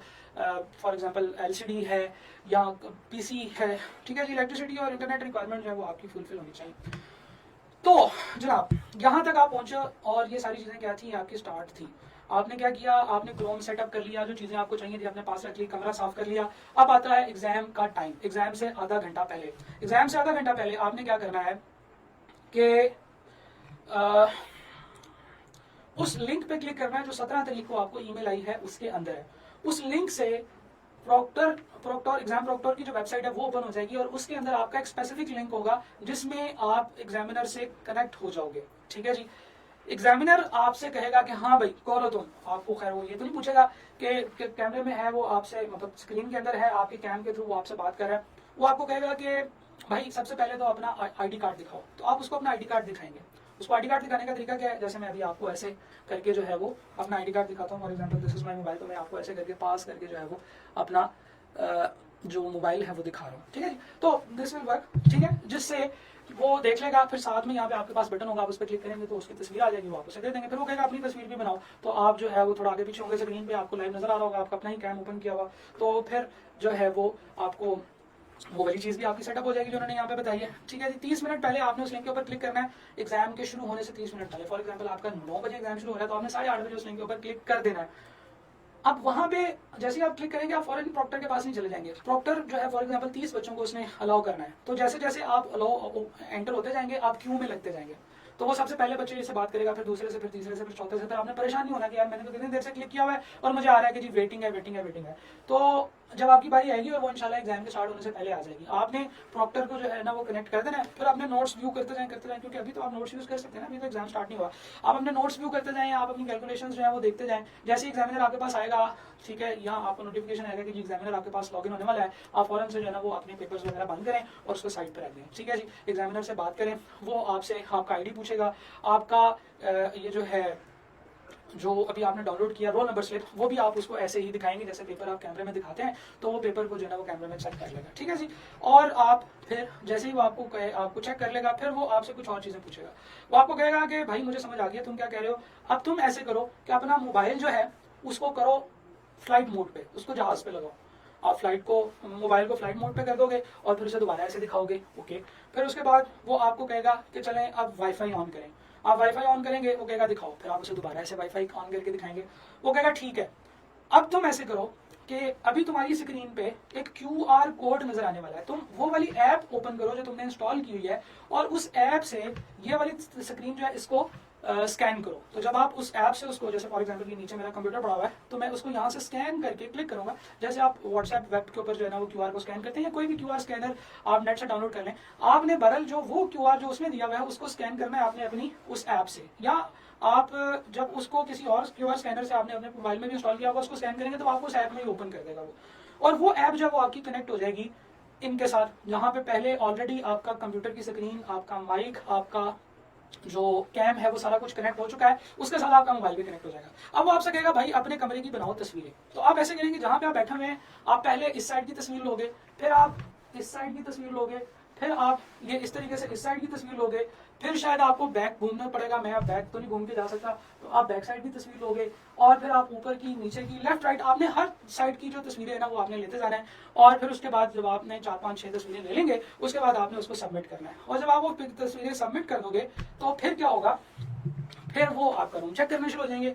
फिर शायद वो आपको कहेंगे भाई ये चीज उठा दो, ये ऐसे कर दो, ये वैसे कर दो। जब आप उस सबको जो है ना वो कर दोगे, फिर उसके बाद वो आपको कहेंगे ठीक है अब आप ऐसे करें कि ओके, अब आप क्या करें, अब आप ऐसे करें कि अपना ये जो है वाईफाई इसको ऑफ करें, जहाज मोड जो है वो खत्म करें, और अपने मोबाइल को साइलेंट पे लगा के ऐसी जगह पे रख दें जहां से आप अपने हाथ की पहुंच से उसको दूर रखा हुआ है। ठीक है जी, यानी कि जिस तरह से आप आजकल लोगों को कोरोना की वजह से 6 फुट की दूरी पर रख रहे हैं, आपने अपना मोबाइल भी 6 फुट की दूरी पर रखना है। क्या आपने तो ये नहीं कहा कि मोबाइल को कोरोना है तो आपने उसको दूर रखना है, लेकिन मोबाइल आपकी पहुंच में नहीं होना चाहिए। ठीक है जी, अब मोबाइल के अंदर जितनी भी एप्लीकेशन चल रही है वो नहीं चलेंगी, उसकी टेंशन लेने की जरूरत नहीं आपको, ना आपकी ईमेल चलेगी ना आपका व्हाट्सएप चलेगा, क्योंकि आप ऑलरेडी इनको बंद कर चुके हैं। और ड्यूरिंग यूजिंग ऑफ वाईफाई अगर आपने कोई इस तरह की चीज, आपको फॉर एग्जाम्पल आपने वाईफाई ऑन किया, फौरन से आपको 15 मैसेज आ गया आपके दोस्तों के, हाँ भाई क्या बना एग्जाम में, तो लॉगिन हो गया, तो लॉगिन पहले तो आप उस बच्चे को कहेंगे थोड़ा शर्म करो, ऐसे नहीं करना। जब आप लॉगिन हो गए तो फिर आपने और कोई काम नहीं करना है, आपने मोबाइल यूज नहीं करना, मोबाइल साइड पे रखा, और अब आप एग्जाम देने के लिए तैयार हैं। आपके पास एक अदद कैलकुलेटर होना चाहिए, एक माउस होना चाहिए,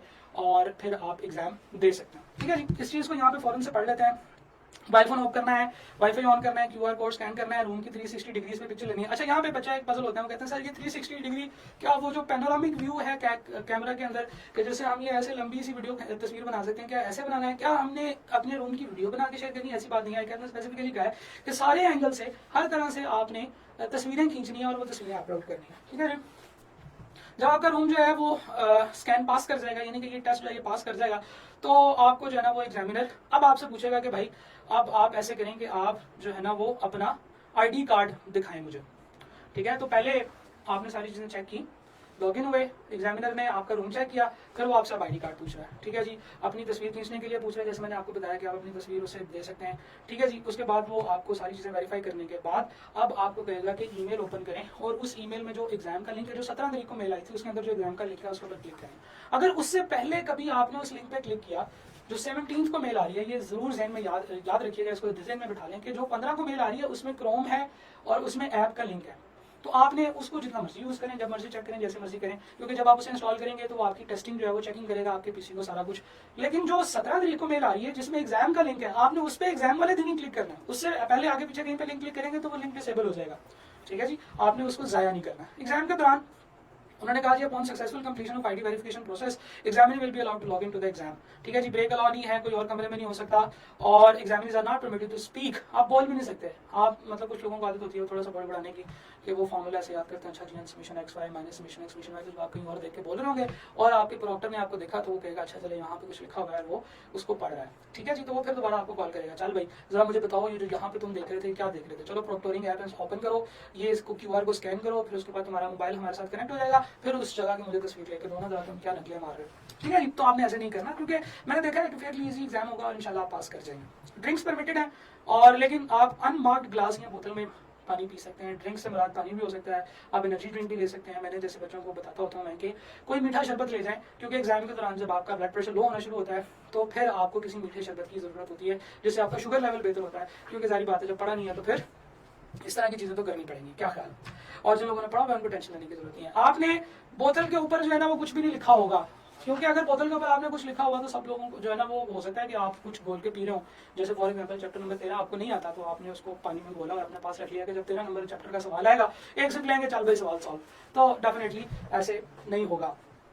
ठीक है जी, आपने मोबाइल फोन जो है वो अपनी आर्म्स रीच से दूर रखना है। अगर आप डिस्कनेक्ट कर जाते हैं, अच्छा ये जो प्रोक्टोरिंग ऐप है, आई थिंक मैंने अभी प्रोक्टोरिंग ऐप को यूज नहीं किया है, मुझे ये पता है, मैंने इसको सर्च भी करने की कोशिश की है कि जब आप कोई और वेबसाइट ओपन करेंगे या कोई और एप्लीकेशन ओपन करेंगे तो ये प्रोक्टोरिंग ऐप फौरन आपको नोटिफिकेशन देगी कि एक एप्लीकेशन ओपन है या एक टैब ओपन है, और आपको नोटिफिकेशन देने के साथ साथ वो आपके एग्जामिनर को भी नोटिफिकेशन दे देगी। तो भाई ये बड़ा स्ट्रॉन्ग कंट्रोल है इसके ऊपर इसको सोचने, इसको रीच करने की ना सोचें, क्योंकि जब आप इसको वैसे ही फॉलो करेंगे मेरे ख्याल से आपका जो है वो एग्जाम वैसे ही मतलब सही तरीके से भी पूरा सॉल्व हो जाएगा, आपको परेशान होने की जरूरत नहीं है। लेकिन आपने 2 नंबरियां नहीं लगानी, 2 नंबरियां नहीं लगानी, इजी आराम से कौन से करें, क्योंकि आपकी जो है वो पूरा 1 साल है इस वक्त दाव पे। जो लोग यहाँ पे हैं उनका 1 साल पूरा का पूरा यहाँ पे जो है ना वो दाव पे लगा हुआ है। आपने कोई 2 नंबरी नहीं करनी है ना, ओके एग्जामिनर आपको जो है ना वो मतलब डिस्क्वालीफाई कर दे, फिर आप अगर यहाँ से डिस्क्वालीफाई हो गए तो फिर आप अक्टूबर अटेम्प्ट में भी अपीयर नहीं हो सकते, फिर आप दिसंबर में अपीयर होंगे, तो दिसंबर में अपीयर होने के फौरन बाद अगर आप पास हो गए तो फिर आप मार्च में जो है ना वो एग्जाम जो है ना वो दे सकोगे। ठीक है जी, तो आपका टाइम बहुत ज्यादा जाया होगा, इसलिए आपने कोई 2 नंबरी नहीं लगानी। और इंशाल्लाह हम देखेंगे कि कोई भी 2 नंबरी लगाए बगैर आप इसको पास कर लोगे। ठीक है जी, it is responsibility of examiner to meet the requirement of exam specified in ICAP requirement document while appearing in exam. ICAP ने कहा कि भाई अगर आप कोई इस तरह का काम ओपन करोगे, कोई वेबसाइट ओपन कर ली है, कोई नोटिफिकेशन, तो आपको 2 वार्निंग मिलेगी, 2 के बाद आपको एक तीसरी वार्निंग भी मिलेगी, उसके बाद आपको फारिग कर दिया जाएगा। ठीक है जी, तो आपने ये नहीं सोचना कि अच्छा 3 वार्निंग तो है ना, चल भाई को पीडीएफ की फाइल ओपन कर लेते हैं, रख लेते हैं साथ, उसमें से फार्मूला देख लेंगे। तो ये कोई रूल नहीं है कि एग्जामिनर आपको हमेशा जो है ना वो 2 वार्निंग देगा। वो 2 वार्निंग कब देगा, जब आपने गलती से ओपन कर लिया। और अगर आपने जानबूझ के ओपन किया कि चल भाई 3 सवाल तो सॉल्व कर ही सकते हैं, 3 वार्निंग्स तो क्योंकि मिल जाएंगी, तो ऐसे करते हैं कि कुछ चैप्टर के जो है ना नोट्स उनकी पीडीएफ जो है वो डेस्कटॉप पर रख लेते हैं, जैसे जरूरत पड़ी डबल क्लिक किया ओपन किया, तो ऐसे आपको नहीं करना चाहिए। फिर आगे आपने कहा कि अगर कोई बारिश का मसला हो जाता है, आपका इलेक्ट्रिसिटी का इशू हो जाता है, आपका यूपीएस भी खराब हो जाता है, तो भाई हम लोग इसके जिम्मेदार नहीं है, ये चीजें आपने पूरी जो है ना ये करनी है। अगर आपके पास ये नहीं है, फॉर एग्जांपल अभी मैं आज एक टीचर से डिस्कशन कर रहा था, तो मेरे टीचर भी हैं, मेरे मेंटोर भी हैं, तो हम लोग बात कर रहे थे कि if you do not have the required functionalities at your home, तो आप किसी दोस्त की तरफ चले जाएं। आप बहुत सारे दोस्त, 3-4 दोस्त मिलके, क्योंकि सब लोगों का एग्जाम एक टाइम पे नहीं होगा, तो आप एक जगह सी बना सकते हैं, बल्कि उसमें आप पैसे डाल के जगह के लिए कोई चीज अगर चाहिए, कोई फॉर एग्जाम्पल आपको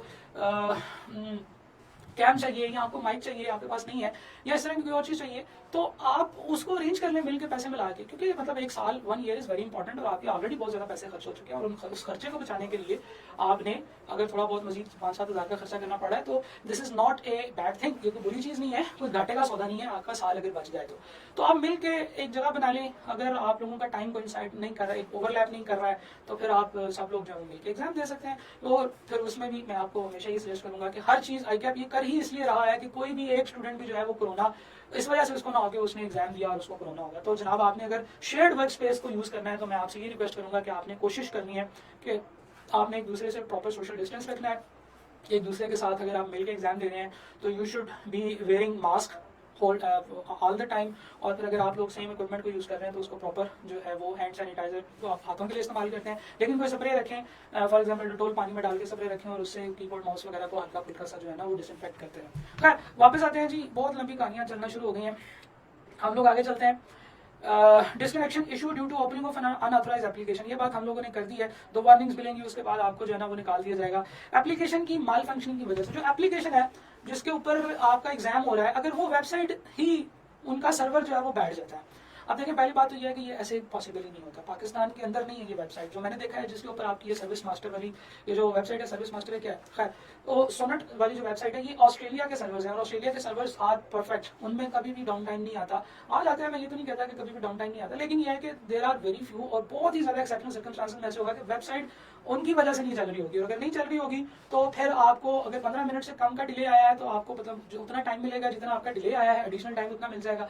और अगर 15 मिनट से ज्यादा का डिले आ गया और एप्लीकेशन चल नहीं रही है, इन्होंने बहुत कोशिश किया, तो फिर आप जो है वो अगले 3 दिनों में से किसी भी एक दिन आपको दोबारा एग्जाम के लिए बुला लिया जाएगा, और वो आईकैप की जो है ना वो मर्जी होगी, वो देखेंगे कब उनके पास जगह है, तो फिर उस हिसाब से वो आपका एग्जाम ले लेंगे। ठीक है जी, एग्जाम कंप्लीट करना है कैसे है, एग्जाम का रिजल्ट जो है वो आपको मैंने बताया 15 जुलाई को आ रहा है। फिर आईकैप ने ये बात बताई कि भाई इसको जो है वो किस तरीके से परफॉर्म करेंगे। अच्छा, आगे चलने से पहले हम लोग यहीं पे एक चीज देख लेते हैं कि how do you log in, आप किस तरीके से एग्जाम वाले दिन जो है वो उसके ऊपर क्लिक करेंगे तो क्या होगा। तो ये मेरी जनाब वो वीडियो है जिसको मैं यहाँ से ही कंटिन्यू करता हूँ। जिस दिन आपका एग्जाम होगा ना, उस दिन जैसे आप इसके ऊपर एग्जाम के लिंक के ऊपर क्लिक करोगे, आपने एग्जाम के लिंक के ऊपर क्लिक किया तो ये जो उसने बताया, अब ये आपने कब क्लिक करना है मैं फिर बता रहा हूँ, ये आपने उस वक्त क्लिक करना है जिस दिन आपका एग्जाम है और एग्जाम से आधा घंटा पहले।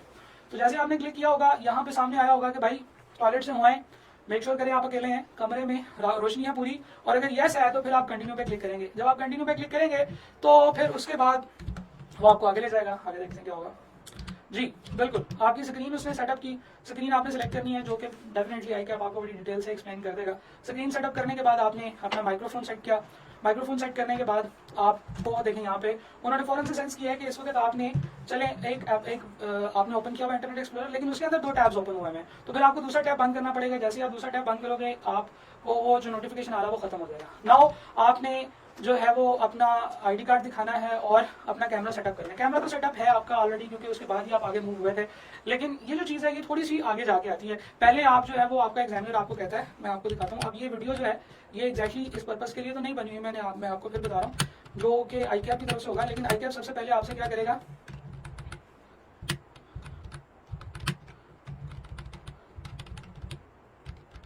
जी तो जनाब ऐसे कहते हैं प्रॉक्टर एग्जाम की वेबसाइट पे चलते हैं। I can not find this in this video, मैंने देखा था, let's go to the proctor exam website. तो जनाब सबसे पहले वो आपको कहेगा कि जनाब आपका कैमरा चल रहा है, बिल्कुल चल रहा है, ये देखिए यहाँ पे उन्होंने एक्सप्लेन किया। फिर this is your second requirement कि आपने अपना फोन जो है वो एयरप्लेन मोड पे लगा दिया। This is your third requirement कि आपने वाईफाई ऑन करना है। और फिर उसके बाद अभी आप देखेंगे ये बिल्कुल ऐसे ही आपके पास आ रहा होगा। थोड़ा सा ऑर्डर का फर्क हो सकता है, जैसे मैंने आपको पहले भी बताया कि पहले एक चीज़ फिर दूसरी, और यहाँ पे पहले दूसरी चीज़ हो सकती है फिर पहली, लेकिन इसी तरीके से आपको चीज़ें सारी आएंगी और बहुत डिटेल से आएगी। आई एम वेरी होपफुल कि वो आपको एक्सप्लेन करेगा। आपसे ये भी पूछेगा कि भाई यहीं पे अभी थोड़ी देर में आपको QR कोड भी नजर आएगा जो आपने अपने मोबाइल से स्कैन करना है। राइट, ये QR कोड नजर आया आपके पास, ये आपने अपने मोबाइल से स्कैन करना है। ओके जी, अब हम बात करते हैं कि जब आप एग्जाम देना शुरू कर देंगे तो फिर आपका एग्जाम कैसे होगा। ये जो असेसमेंट मास्टर जो है ये वेबसाइट, ये जो sonnet.au वाली वेबसाइट है उसके ऊपर होगा। ये आईकैप ने अपनी वेबसाइट पे दिया हुआ है, आपने वहां से डाउनलोड करना है। जब आप इसे डाउनलोड करेंगे तो आपके पास ये प्रैक्टिस फॉर AFC स्टूडेंट्स के नाम से ये फाइल डाउनलोड हो जाएगी। आपने इसको एक्सट्रैक्ट करना है अपने पास और आपके फोल्डर में ये फाइल इस तरीके से नजर आ रही होगी। इसके अंदर से ये जो असेसमेंट मास्टर वाला जो आइकॉन है, आपने जब इसके ऊपर क्लिक करना है तो आपके पास एग्जैक्ट योर एग्जाम जो है वो स्टार्ट हो जाएगा। अच्छा, एग्जाम को स्टार्ट करने से पहले और एग्जाम का इंटरफेस देखने से पहले हम लोग एक और चीज कर लेते हैं जो कि बहुत ही ज्यादा जरूरी है बच्चों के लिए। वो ये है कि जी how to solve and pass QM exam without pen and paper. एक बहुत मतलब कंफ्यूजन है। मैं क्योंकि QM का टीचर भी हूँ, मेरा नियर ईयर के ऊपर भी QM का पेपर पढ़ा हुआ है, QM का क्रैश कोर्स भी पढ़ा हुआ है मेरा। इसके अलावा मैं फिजिकली भी एक कॉलेज के साथ लाहौर में पढ़ा रहा होता हूँ। तो भाई इतने लोगों ने मुझे पूछा, और बाकी QM का कंसर्न ठीक है कि किस तरीके से जो है ना वो हम लोग QM के पेपर को विदाउट पेन एंड पेपर करेंगे, ये तो हमारे लिए बहुत मसला हो जाएगा। जी, इस चीज को मैं मानता हूँ कि बहुत मसला हो जाएगा, लेकिन अगर आप ओवरऑल इंटरफेस को देखें और आपके पास अवेलेबल टूल्स को देखें और कुछ और चीजों को ज़हन में रखें, अपना पेपर को सॉल्व करने की अप्रोच को ज़हन में रखें, तो आई एम वेरी होपफुल कि आप इस तरह के एग्जाम को भी पास कर सकते हैं। ठीक है जी, जिसमें आपके जो है ना वो आप कोई भी कैलकुलेशन इस्तेमाल नहीं कर सकते। आपने देखा होगा बहुत सारे टेस्ट ऐसे होते हैं जिसमें आप कैलकुलेटर यूज नहीं कर सकते और आपने लेंथी कैलकुलेशन पेंसिल और पेपर पे करनी होती है। लेकिन यहाँ पे उल्टा आपके पास कैलकुलेटर है और आप कैलकुलेशन जो है वो पेंसिल और पेपर पे नहीं कर सकते। लेकिन आपके पास 3 चीजें हैं। अच्छा, 3 चीजें कौन कौन सी है, ये बड़ा मजे का सवाल है। नंबर 1, आपके पास आपका अपना कैलकुलेटर है which is FX 991 ES plus, या कोई और कैलकुलेटर है EX प्लस भी होता है कुछ लोगों के पास, विच इज नॉट अलाउड। और एग्जामिनर ने अगर आपको अपना कैलकुलेटर दिखाए और आपने वो दिखाया तो एग्जामिनर कहेगा जाओ वो पीछे वो जो टेबल पड़ा हुआ उसके ऊपर रख के आओ। ठीक है जी, तो फिर आपको वो वहां पे जाकर रख के आना पड़ेगा, तो शायद आप फिर विदाउट कैलकुलेटर भी एग्जाम डाल सके। दूसरी चीज जो आपके पास है वो ये जो सॉफ्टवेयर आईकैप ने दिया हुआ है, इसके अंदर एक और कैलकुलेटर है। अब 2 कैलकुलेटर्स है आपके पास। 2 कैलकुलेटर से क्या होगा, एक छोटे भाई को दे दें? नहीं, ऐसे नहीं करना। आप 2 कैलकुलेटर्स को इस्तेमाल करते हुए अपनी कैलकुलेशन में से जो बहुत सारे स्टेप्स हैं उनको कम कर सकते हो। इसके ऊपर अभी हम डिटेल से बात करेंगे। तीसरी चीज है जी आपके पास है जी टेक्स्ट एडिटर, जिसमें आप चीजें टाइप कर सकते हैं, जो कि खैर इतना आपको लग रहा होगा कि इतना कोई बेनिफिशियल चीज नहीं, लेकिन बहुत बेनिफिशियल है। ये हमारी वो कॉम है जो मोबाइल के ऊपर मैसेज टाइप कर करके चैट कर करके सारी रात चैट पे लगी रहती है, तो आप लोगों को फेयर नहीं अंदाजा है कि किस तरीके से टाइप करना है। खैर आपकी मुझे अंदाजा है कि मोबाइल के ऊपर चैट की स्पीड और होती है और जो कीबोर्ड है उसके ऊपर टाइपिंग की स्पीड और होती है, but you know the basic rules. अच्छा, आगे मूव करने से पहले मैं सिर्फ ये चीज बता दूं कि मैंने आईकैप का जो भी नया इंटरफेस है उसको व्यू किया और उसको 2-3 दफा मैंने प्ले करके देखा, तो मुझे उसमें बड़ी मजे की इन्फॉर्मेशन मिली। फॉर एग्जांपल, सबसे पहली जो ऑब्जर्वेशन मिली थी वो ये थी कि चैप्टर्स वाइज जो है ना, जिस तरह से चैप्टर वाइज सवाल आ रहे हैं, जैसे चैप्टर्स आ रहे हैं वैसे ही सवाल आ रहे हैं। फॉर एग्जांपल, आपको सबसे पहले चैप्टर 1 के सवाल नजर आएंगे, फिर 2 के, 3 के, 4 के, 5 के, और फिर उसके बाद 19th चैप्टर के क्वेश्चन सबसे एंड में नजर आएंगे।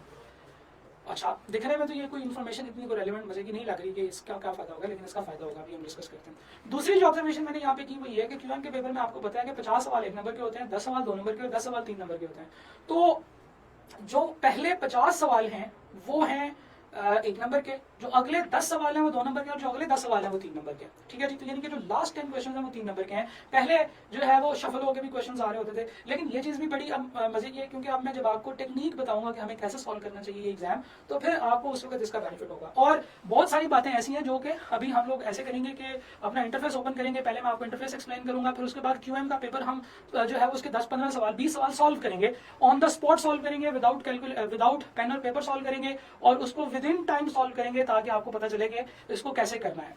अच्छा जी, नेक्स्ट जो है जॉगी ऑब्जर्वेशन है, डेट इज के जो नेटिव कैलकुलेटर है इसमें कुछ एडिशनल फंक्शंस हैं जो कि आपके कैलकुलेटर में भी है, लेकिन वहां पे आप ज्यादा इजीली उसको सॉल्व कर सकते हैं, वो देखेंगे। तो हमने ये देखना है कि किन जगहों पे हमने जो अंदर कैलकुलेटर दिया हुआ है उसको यूज करना है, और किन जगहों पे हमने वो कैलकुलेटर यूज करना है जो हमारे पास पड़ा हुआ है।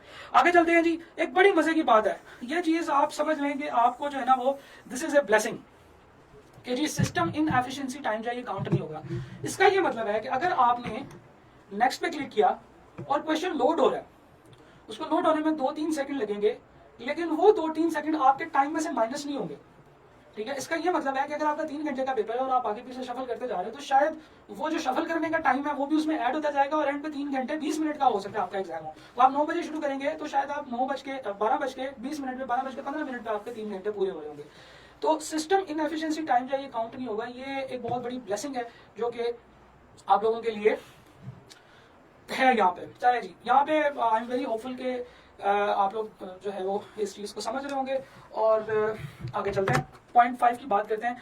1 mark questions are relatively easy and straightforward. ये चीज मैंने नोट किया, आई डोंट नो कि एग्जामिनर या ICAP के जो ओरिजिनल क्वेश्चंस हैं वो भी ऐसे ही होंगे, लेकिन यहाँ पे जो 1 नंबर के सवाल हैं, यानी कि जो पहले 50 सवाल हैं वो इजी भी हैं, वो स्ट्रेट फॉरवर्ड भी है, और 1 स्टेप से वो कैलकुलेट भी हो जाते हैं। ठीक है जी, तो हम ये तमाम ऑब्जर्वेशन आपके साथ डिस्कस करने का मकसद ये है कि मैं अगली जो टिप्स हैं जो मैं आपके साथ शेयर करने लगा हूँ, इनको अभी हम लोग एक क्विकली डिस्कस कर लेंगे, फिर उसके बाद मैं 1 बाय 1 इसको एग्जाम के अंदर जो है ना वो सॉल्व करता हुआ आपके साथ चलूंगा।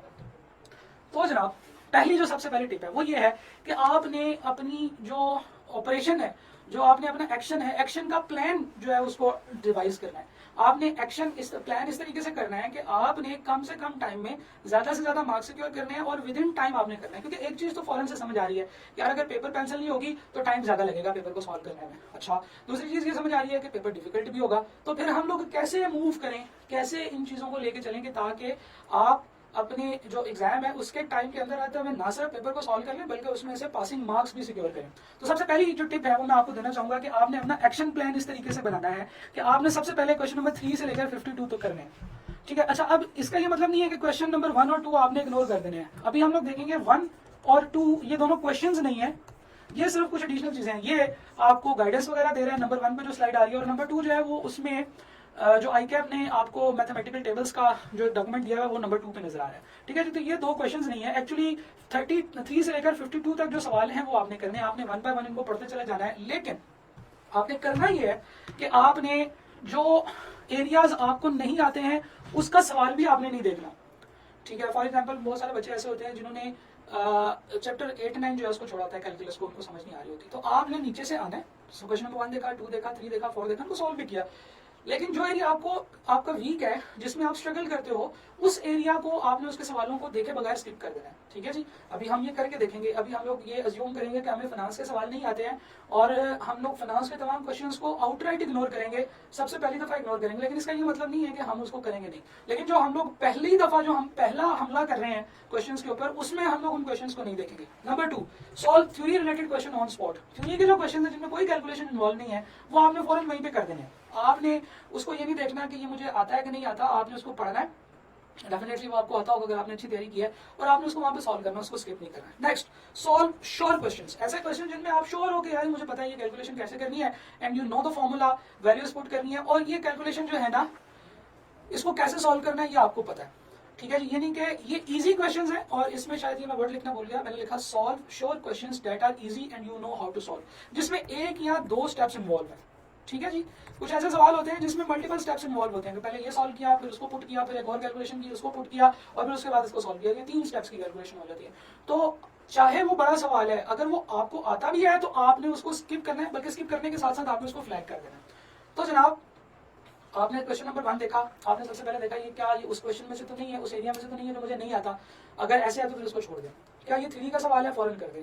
क्या ये सवाल मुझे आता है? अगर आता है और ये लंबा सवाल है तो इसको फ्लैग करें, इसको अभी सॉल्व ना करें। और अगर आता है और ये छोटा सवाल है तो फिर उसको सॉल्व कर दें। ठीक है, अब देखेंगे ये इतनी कोई लंबी कैलकुलेशन नहीं होगी। आप एक स्प्लिट ऑफ सेकंड में, एक सेकंड के अंदर ये सारी चीजें डिसाइड कर सकते हो कि ये कौन से चैप्टर का सवाल है, ये थ्योरी है कि न्यूमेरिकल है। अगर न्यूमेरिकल है तो आता है कि नहीं आता, और अगर आता है तो क्या ये सिंगल स्टेप का है कि डबल स्टेप का है। तो जब आपने, तो फिर आप करते जा रहे हो, आपने थ्योरी के सवाल भी कर लिए, आपने वो सवाल भी कर लिए जो एक स्टेप में सॉल्व हो रहे हैं, और आपने उन सवालों को फ्लैग कर दिया जो आपको आते हैं लेकिन एक से ज्यादा स्टेप्स में सॉल्व हो रहे हैं। अब जो सवाल आपको आते हैं उनको एक से ज्यादा स्टेप में जो सॉल्व होते हैं, उसको अभी फ्लैग करने का क्या मकसद है? देखिए, फ्लैग एक ऐसी चीज है जो कि क्वेश्चन को पढ़ने के बाद मार्क करने के लिए इस्तेमाल होता है। फ्लैग कैसे करते हैं अभी हम देखेंगे। जब आपने क्वेश्चन को फ्लैग कर दिया ना, दिस मीन्स के अब आप जब वापस आएंगे तो आप उन फ्लैग वाले सवालों को पहले करेंगे। ठीक है जी, लेकिन अभी मैं उन सवालों को नहीं कर रहा क्योंकि अभी वो लेंथी कैलकुलेशन है, और हर सवाल के लिए आपको पता है कि आपके पास 108 सेकंड्स हैं। और अगर आप शुरू में ही बड़े लेंथी सवालों को करना शुरू हो गए तो होगा ये कि आपका टाइम काफी सारा गुजर जाएगा, नंबर ऑफ क्वेश्चन आपने उतने सॉल्व नहीं किए होंगे, इट विल एड प्रेशर। ठीक है जी, तो हमने सवालों को करना है, बट इनको ये वाली चीज को ध्यान में रखते हुए करना है।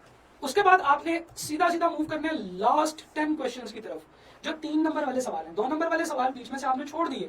ठीक है, अच्छा, क्वेश्चंस के ऊपर मार्क्स नहीं लिखे हुए नजर आ रहे, मैंने देखा है, लेकिन मैंने ये अंदाजा लगाया है कि जो शुरू वाले सवाल हैं वो 1-1 नंबर के हैं, क्योंकि 2 नंबर वाले सवाल उससे ज्यादा स्टेप्स वाले हैं और बड़े हैं, और 3 नंबर वाले सवाल तो उससे भी ज्यादा बड़े और ज्यादा स्टेप्स वाले हैं। तो आप लास्ट 3 क्वेश्चंस के ऊपर मूव करेंगे 63 to 72, और फिर आप उनको 1 by 1 सॉल्व करेंगे, चाहे वो छोटा सवाल है चाहे वो बड़ा सवाल है, आपने उसको सॉल्व करना है। Then you will move to the step number 3। अब देखिए, स्टेप नंबर 2 में 3 नंबर के बड़े बड़े सवाल करने का फायदा ये होगा कि आप शायद उसे 4 मिनट में कर लो, 5 मिनट में कर लो, लेकिन आपको 3 नंबर आपके श्योर हो गए हैं, सिक्योर हो गए, तो इनके ऊपर सबसे पहले आपको टाइम लगाना चाहिए।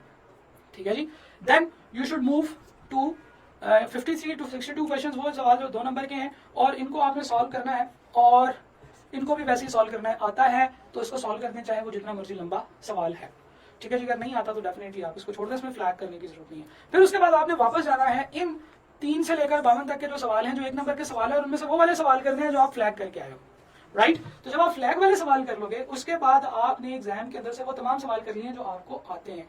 अब आपने मूव करना है उन सवालों की तरफ जो कि उस एरिया से हैं जो आपका एरिया इतना स्ट्रॉन्ग नहीं था या आपको नहीं आता था, और आपने जो उसको स्किप किया हुआ था। वैसे तो आई टोटली डिस्करेज कि आप सिलेक्टिव स्टडी करें, selective study is not good, ये आपको फेल करवाती है। और आपने अगर मेरी वो वीडियोस नहीं देखी जिनमें मैंने डिस्कस किया कि what are the 8 main reasons of failure, तो उसमें जो सबसे बड़ी और सब पे भारी जो रीजन है, और वो ये है कि आप सिलेक्टिव स्टडी करते हैं, जिसकी वजह से आप फेल होते हैं। तो आपने तमाम रिमेनिंग क्वेश्चंस को सॉल्व करना है, और सबसे इंपॉर्टेंट बात ये है कि आपने तमाम सवालों को अटेम्प्ट करना है। आप एंड में देख लें, अगर आपके पास 2 मिनट या 3 मिनट रह गए हैं, तो फिर जो सवाल आपके रह गए हैं उनको फिर आप जो है वो मैनुअली टिक कर दोगे, और जो है वो आपने कोई सवाल खाली नहीं छोड़ना।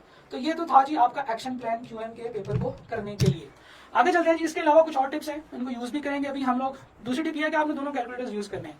एक कैलकुलेटर आपके पास वेबसाइट पे आ रहा है, एक कैलकुलेटर आपके पास हाथ में, आप दोनों कैलकुलेटर्स को इस्तेमाल कर सकते हो। और आपने कैलकुलेशन करनी है, तो फॉर एग्जाम्पल आप R कैलकुलेट कर रहे हो चैप्टर 13 में, तो वो है जी n summation x y minus summation x summation y divided by square root of n summation x square minus summation x whole square multiply by n summation y square minus summation y whole square. तो ये actually 3 factors हैं। तो ऊपर वाला factor आप अपने पास calculator पे जो मोबाइल में है, जो आपके पास टैब में जो कंप्यूटर में नजर आ रहा है उसके ऊपर कर लें, उसका आंसर आप अपने कैलकुलेटर पे पुट कर लें। ठीक है, फिर दूसरी कैलकुलेशन आप वहां पे कर लें, उसका आंसर भी यहाँ पे पुट कर लें, तीसरी कैलकुलेशन कर लें, उसका आंसर भी पुट कर लें, और यहाँ पे जब उसको सॉल्व करेंगे तो आपके पास वो आंसर आ जाएगा। तो वो जो दूसरा कैलकुलेटर है उसको भी यूज करना है आपने हर उस चीज को यूज करना है that can be used during exam, तो फिर आप ज्यादा इफेक्टिवली काम कर सकोगे। तो आपकी जो बात हमने की है वो ये है कि आप दोनों कैलकुलेटर्स को इस्तेमाल करेंगे, और सबसे बड़ी बात, use in hand calculator as equation solver. हम लोगों के जहन में आ रहा है कि अच्छा यार इक्वेशन लिखनी थी, वो तो अब हम नहीं लिख सकते, तो अब क्या करें? भाई आपको टेंशन लेने की जरूरत क्या है, आपके पास एक कैलकुलेटर है जिसमें आप इक्वेशन टाइप कर सकते हैं, और इक्वेशन के अंदर जब आपने मल्टीपल स्टेप्स लिखने हैं तो आप एक स्टेप से अगला स्टेप बनाते हो। तो आप ऐसे कर सकते हो कि उसी स्टेप को एडिट करके, बैकस्पेस करके, डिलीट करके नए वाला ऑप्शन पुट करो, और फिर उसके बाद उसको रिड्यूस करते करते छोटा कर दो। इसकी भी अभी एक प्रैक्टिस करते हैं। तो होगा ये कि अगर आपको एक लेंथी कैलकुलेशन करनी है जिसमें मल्टीपल कैलकुलेशंस हैं, तो आप उस इक्वेशन को कैलकुलेटर पे पुट कर लो अगर आपको लेंथी लग रही है, या आप नोटपैड में भी उसको टाइप कर सकते हो। लेकिन ये वो सवाल होंगे जिनको हमने स्किप किया हुआ है आगे के लिए, क्योंकि इसके ऊपर जब हमारे पास टाइम लग रहा होगा ना, तो हमें वो दुखेगा नहीं, क्योंकि हम ऑलरेडी इजी सवाल, छोटे छोटे सवाल सारे कर चुके हैं, और शायद हम वहां से अपने मेजर नंबर सिक्योर भी कर चुके हों, 35-40 नंबर हम वहां से सिक्योर भी कर चुके हों, और अब हम लोगों ने बस सिर्फ ऊपर वाले 10 नंबर लेने हैं। और उसके लिए हम लोग अगर किसी फॉर एग्जाम्पल क्वेश्चन पे 5 मिनट 7 मिनट लग भी रहे हैं 1 नंबर के सवाल के ऊपर, तो हमें वो टाइप करके सॉल्व करने में कोई मसला नहीं होना चाहिए। सो सिर्फ और सिर्फ माइंडसेट चेंज करने की जरूरत है, अपना एक्शन प्लान एडजस्ट करने की जरूरत है, आपके पास जो चीजें अवेलेबल हैं उनको इस्तेमाल करने की जरूरत है। ठीक है जी। अच्छा, यहाँ पे एक और चीज जो है वो बहुत फिर इंपॉर्टेंट हो जाती है। नंबर 1, दो चीजें जो है वो मैं आपके साथ डिस्कस करूंगा। पहली चीज कि कैलकुलेटर का यूजेज, कैलकुलेटर का इस्तेमाल अब बहुत जरूरी हो गया है कि आपको आता हो कि आप इसको कैसे कैसे कहाँ पे यूज कर सकते हैं और उसमें क्या क्या जो इश्यूज हैं वो हैं। तो इसके लिए मैंने QM के अंदर कैलकुलेटर का जहां जहां पे इस्तेमाल है FX 991 ES प्लस का, जहां जहां पे मुझे समझ आई, मैंने एक दफा बैठ के उसकी वीडियोस बनाई and there are total 19 videos, जिसमें मैंने हर जगह पे हर चैप्टर पे जहां जहां पे भी यूज हो सकता था मैंने बनाया। कुछ और चीजें, कुछ और फंक्शंस भी मैंने आइडेंटिफाई किए हैं, तो शायद अगले कुछ दिनों में 2-3 दिनों में मैं कुछ और मजीद एडिशनल कैलकुलेटर की वीडियोस जो है वो बनाऊं, मैं उसको अपने यूट्यूब चैनल पर भी शेयर कर दूंगा। दूसरा, आप नियर पियर के ऊपर nearpeer.org के ऊपर किसी भी मेरे कोर्स में जाएंगे तो वहां पे फ्री मॉड्यूल में आपको कैलकुलेटर की वीडियोस मिलेंगी। किसी भी कोर्स में, QM का कोर्स है, क्रैश कोर्स, QM मैथ का कोर्स है, QM स्टैट का कोर्स है, जिस भी जगह पे आप जाएंगे आपको एक मॉड्यूल मिलेगा जिसमें आपको फ्री कैलकुलेटर की वीडियोस मिलेंगी। आपने उसके ऊपर क्लिक करना है, यू कैन व्यू। अल्टरनेटिवली आप यूट्यूब पे भी देख सकते हैं, नई वीडियोस मैं यूट्यूब पे भी डाल दूंगा, इधर भी डाल दूंगा। तो आप जहां से भी जो है वो आप ये ना सोचेंगे जी सर तो अपनी मशहूरी शुरू कर दी है सर ने, तो आप यूट्यूब पे भी जाके देख सकते हैं वीडियोस। यहाँ बहुत सारी जगहों पर जो है वो मैंने इसके लिंक्स भी शेयर किए होते हैं। खैर, तो कैलकुलेटर का usage is very important, you should know कि इसको कहां कहां पे कैसे कैसे यूज कर सकते हैं। कुछ एडिशनल वीडियोस भी आएंगी, आपने उन सबकी प्रैक्टिस करनी है। नंबर 1। नंबर 2, आपने फॉर्मूला शीट्स बनानी है, फॉर्मूला पेजेस बनाने हैं। इसका क्या मतलब है, आपने एक पेज के ऊपर एक चैप्टर के तमाम फार्मूले लिखने हैं, चाहे वो मतलब बहुत बड़ा चैप्टर है चाहे वो बहुत छोटा चैप्टर है। हर जो टॉपिक है, हर जो चैप्टर है उसके लिए आपने एक पेज बनाना है। इसको हम कहते होते हैं वन पेजर। वन पेजर मैं पहले QM में बनाता होता था, जब मैं बिल्कुल जो है वो नया आज से 5 साल पहले मैंने QM की टीचिंग स्टार्ट की थी। लेकिन फिर उसके बाद फिर मैंने उसके नोट्स बना दिए थे। आपको डिफरेंट व्हाट्सएप ग्रुप्स में मेरे QM के नोट्स मिल जाएंगे जो बहुत ही शॉर्ट से नोट्स हैं, और आपने उन नोट्स के अंदर से तमाम फार्मूले जो लिखे हैं उनको जुबानी याद करना है। Now this is very important कि आपको तमाम फार्मूले जुबानी याद हो। वो पहले भी इंपॉर्टेंट था, सारी बात है, आपको फॉर्मूलों का टेबल तो मिलता नहीं है, लेकिन अब ये और भी ज्यादा इंपॉर्टेंट हो गया कि आपको ना सिर्फ सारे फॉर्मूले जुबानी याद हो बल्कि आप उसको कैलकुलेटर पे स्ट्रेट अवे पुट करना भी जानते हो।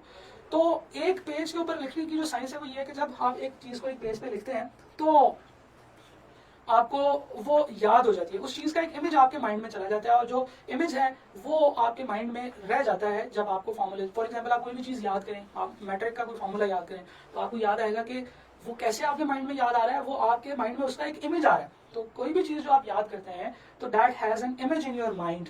ठीक है जी। किसी दोस्त को याद करें, आपने मैट्रिक के किसी दोस्त का नाम सोचे तो आपके माइंड में उस बच्चे का नाम कहीं पे लिखा हुआ नजर नहीं आएगा, उस बच्चे की तस्वीर आपके माइंड में आएगी। तो जब भी आप कुछ भी सोचते हैं, जब भी आप कुछ भी याद करते हैं, आपके माइंड में उसकी तस्वीर आती है। तो जब आप फॉर्मूलों की तस्वीर अपने माइंड में बैठा के बैठे होंगे तो फिर आपको फॉर्मूला भी याद होगा। अच्छा जी, और जो सबसे इंपॉर्टेंट टिप है वो ये है कि आपने आज के बाद जितनी भी प्रैक्टिस QM की करनी है आपने विदाउट पेन और पेपर करनी है। डेफिनेटली बहुत सारे बच्चे कर भी रहे होंगे, क्योंकि ये कोई ऐसी रॉकेट साइंस नहीं है कि जो मैं बताऊंगा तो फिर आप करेंगे। आप लोगों ने ये सेंस कर लिया होगा कि भाई एग्जाम जो है वो पेन और पेपर के बगैर हो रहा है, तो फिर मुझे पेन और पेपर के बगैर ही प्रैक्टिस करनी चाहिए। ऐसे में nearpeer.org और इसके साथ जो अलाइड वेबसाइट है, ये दो डिफरेंट वेबसाइट्स हैं, canotes.net जिसको हम कहते हैं test.canotes.net। तो एक्चुअली ये दोनों वेबसाइट्स मिलकर काम कर रही होती हैं। जैसे आप लोगों ने देखा है कि जो प्रोक्योरिंग की वेबसाइट है और सोनेट की जो वेबसाइट है, दोनों मिलकर काम कर रही हैं। यहाँ पे भी हम लोग टेस्टिंग के लिए test.cnotes.net का पोर्टल यूज करते हैं और नियर पियर का पोर्टल जो है वो वीडियो लेक्चर्स के लिए यूज करते हैं। तो हम ये दोनों पोर्टल जो है ये मिलके आपके लिए एक ऑफर लेके आ रहे हैं कि जो तमाम लोग जिन्होंने इस वेबिनार में रजिस्ट्रेशन कराई है और जिन लोगों ने अपना डाटा प्रोवाइड किया है, या वो लोग जो बाद में भी हमसे आके रिक्वेस्ट करते रहेंगे, उनके लिए हम लोगों ने ये ऑफर दी है कि इन तमाम लोगों को हम लोग फ्री test.cnotes.net के ऊपर QM के MCQs की जो है वो प्रैक्टिस की एक्सेस देंगे। अब ये test.cnotes.net क्या है, ये एक ऐसी वेबसाइट है जिसके ऊपर आप जाके अपना फॉर एग्जांपल सब्जेक्ट सेलेक्ट करें, आप अपना चैप्टर सेलेक्ट करें, चैप्टर के अंदर टॉपिक सेलेक्ट करें, नंबर ऑफ क्वेश्चंस टाइप करें, तो ये जो है ये सिस्टम आपको रैंडमली कुछ प्रैक्टिस क्वेश्चंस जनरेट करके देगा जो आपके सामने आ जाएंगे और आपके पास उसका टाइम चल रहा होगा। अब आपने ये करना है कि आपने ड्यूरिंग दैट एग्जाम आपने without using the paper, without using the pen, आपने कैलकुलेटर की मदद से उन तमाम क्वेश्चंस को सॉल्व करने की प्रैक्टिस करनी है और इसके ऊपर आप अनलिमिटेड प्रैक्टिस कर सकते हैं। For example let's go to the, और से देखेगा ये वेबसाइट, आपने ये नोटिफिकेशन आपने ओपन करना है और उसके बाद ये इंस्ट्रक्शन आपने अभी से पढ़ लेनी है, आपने कल पे जाने नहीं है, ये इंस्ट्रक्शन आपने पढ़ लेनी है ताकि जिस दिन आपका एग्जाम हो आप ओपन करें, आप इसके ऊपर टाइम ज़ाया ना करें। ठीक है जी, तो अभी भी आप ये एग्जाम्स पढ़ लें, मेजोरिटी वही बातें हैं जो हम अभी आगे पीछे पढ़ के आए हैं या आगे हम करेंगे। तो 1/72 में आपके पास नोटिफिकेशन था, 2/72 में देखेंगे मैथमेटिकल टेबल है जिसको आप जूम इन कर सकते हैं, जूम आउट कर सकते हैं, आप यहाँ पे पेजेस पे सर्च कर सकते हैं। और ये इतना गंदा टेबल है कि आप यहाँ से कंट्रोल F करके कुछ टाइप करके भी सर्च नहीं कर सकते, आपको मैनुअली यहाँ पे स्क्रॉल करके नीचे जाना पड़ेगा। अच्छा जी, इसलिए मुझे ये बिल्कुल पसंद नहीं है। ये लेफ्ट और राइट के बटन है, यहाँ पे इस वक्त आपके पास आ रहा है 2/72, इसका मतलब ये है कि 70 क्वेश्चंस हैं और पहली 2 स्लाइड्स वो वाली स्लाइड्स हैं जिनमें से एक अभी हम देख के आए हैं जो कि है डिटेल रिक्वायरमेंट, और ये दूसरी जो है ये आपकी है क्या, मैथमेटिकल टेबल है। आगे चलते हैं जी, ओवरव्यू के ऊपर क्लिक करेंगे तो ये नीचे 10 आइटम्स आपको नजर आएंगी, हर एक आइटम का एक सर्कल बना हुआ है। जो चीज आप देख चुके हैं और आपने फॉर एग्जांपल अगर क्वेश्चन सॉल्व कर लिया तो वो ग्रे हो जाएगा, जो करंट क्वेश्चन है वो ब्लैक कलर में हाईलाइट होगा, और जो अभी तक आपने नहीं देखा वो व्हाइट ही रहेगा। जिनमें से किसी एक को अगर आपने फ्लैग किया है तो वो फ्लैग यहाँ पे नजर आएगा। ठीक है जी, अच्छा ये देखें, ये है आगे आपके पास नोटपैड। जब आप इसके ऊपर क्लिक करेंगे तो ये देखें जनाब, मैं टाइप मैं जब यहाँ पे अपना पेन भी लेके आता हूँ, ये मेरे पास पेन है, मैं यहाँ पे पेन लेके आया तो वो पेन जो है वो टाइप में ही जाएगा, ठीक है, वो स्क्राइब में नहीं जाएगा, लिखने में नहीं जाएगा, तो that will not allow to write manually on screen. तो ये जो नोटपैड है, जो अभी एक बच्चे ने सवाल पूछा था कि जनाब अगर मेरे पास पेन हो तो क्या मैं उससे इसको पेन पर को टाइप इसके ऊपर जो है वो पेंसिल से लिख सकता हूँ, तो जनाब मुझे बहुत अफसोस के साथ कहना पड़ रहा है कि आप ऐसा नहीं कर सकते। Then this is a calculator, ये दो चीजें जो आप यहाँ पे क्लिक करेंगे और ऑन हो जाएंगे। ठीक है जी, नोटपैड के ऊपर आप टाइप कर सकते हैं, कैलकुलेटर के ऊपर आप टाइप कर सकते हैं, ये 1 2 3 लिखा हुआ है fx, ये फंक्शंस हैं, इनमें से ये मीन और स्टैंडर्ड डेविएशन p, ये हम लोग ये वाली यूज करेंगे। मीन जब फाइंड करना है तो हम कैलकुलेटर से नहीं करेंगे, और स्टैंडर्ड डेविएशन p जो है ये भी हम लोग यहाँ से फाइंड करेंगे स्टैंडर्ड डेविएशन, बाकी और चीजें जो हम अपने कैलकुलेटर से ही करेंगे। तो जनाब इसके बाद आगे चल जाएंगे, आपके पास घड़ी है, घड़ी आप नीचे से ऊपर, ये अभी ऊपर से नीचे आ रही है तो ये आपका रिमेनिंग टाइम बता रही है। स्टडीज ये कहती है, वैसे तो आप ये वाला टाइम भी कर सकते हैं, लेकिन स्टडीज ये कहती है कि काउंट डाउन जो होता है वो ज्यादा प्रेशराइजिंग होता है, ये आपको ज्यादा प्रेशर दे रहा होता है, आप इसलिए काउंट अप करें आराम से, सुकून से पहले 2 मिनट 3 मिनट 5 मिनट 7 मिनट 1 घंटा 2 घंटे, तो आपको जो है ना ये कम प्रेशराइज करेगी, इसलिए आप इसको ना काउंट अप पे रखें। ठीक है, और काउंट अप टाइम जरूर सामने रखें, ये टाइम जो है आपने इसको यहाँ पे सामने विजिबल रखना है। ठीक है, आपके पास तीसरी ऑप्शन भी है कि आप क्लॉक को हाइड कर लें, वो ना करें, काउंट अप जरूर कर लें। अच्छा जी, हम लोग आते हैं क्वेश्चंस की तरफ, और एक एक करके वो तमाम टेक्निक्स जो हम लोगों ने अभी पढ़ी हैं उनको करते हैं साथ साथ में। फॉर एग्जांपल अभी मैं इसको शुरू करने के लिए जो हमारा एक्शन प्लान था वो ये था कि जी हम लोग कुछ जो एरियाज हमें नहीं आते हम उसको आउटराइट जो है वो स्किप करेंगे। तो ऐसे कौन से एरियाज है, मैं सोच लेता हूँ कि अच्छा चले मुझे फाइनेंस नहीं आता, फाइनेंस एक बहुत मेजर एरिया है, ये 20 नंबर का जो है ना ये एरिया 100 में से 20 का नंबर है कि हर 5 में से 1 नंबर फाइनेंस का होगा, तो मतलब सारे चैप्टर्स एक तरफ, लेकिन फाइनेंस जो है वो एक तरफ, 5 में से 1 सवाल फाइनेंस का होगा, तो इसको स्किप नहीं करना चाहिए। लेकिन हम चलते हैं यहाँ पे, जो सबसे पहला सवाल है वो है जी identify the equation whose graph would be a straight line. तो ये चैप्टर 2 का सवाल है। हमें पता है कि स्ट्रेट लाइन सिर्फ उन ग्राफ्स का होता है जो कि लीनियर इक्वेशंस होती हैं या जिनको जो 1 डिग्री इक्वेशंस होती हैं जिसमें एक्स और वाई की मैक्सिमम पावर 1 होती है। तो there is only one option जिसमें एक्स और वाई की मैक्सिमम पावर 1 है।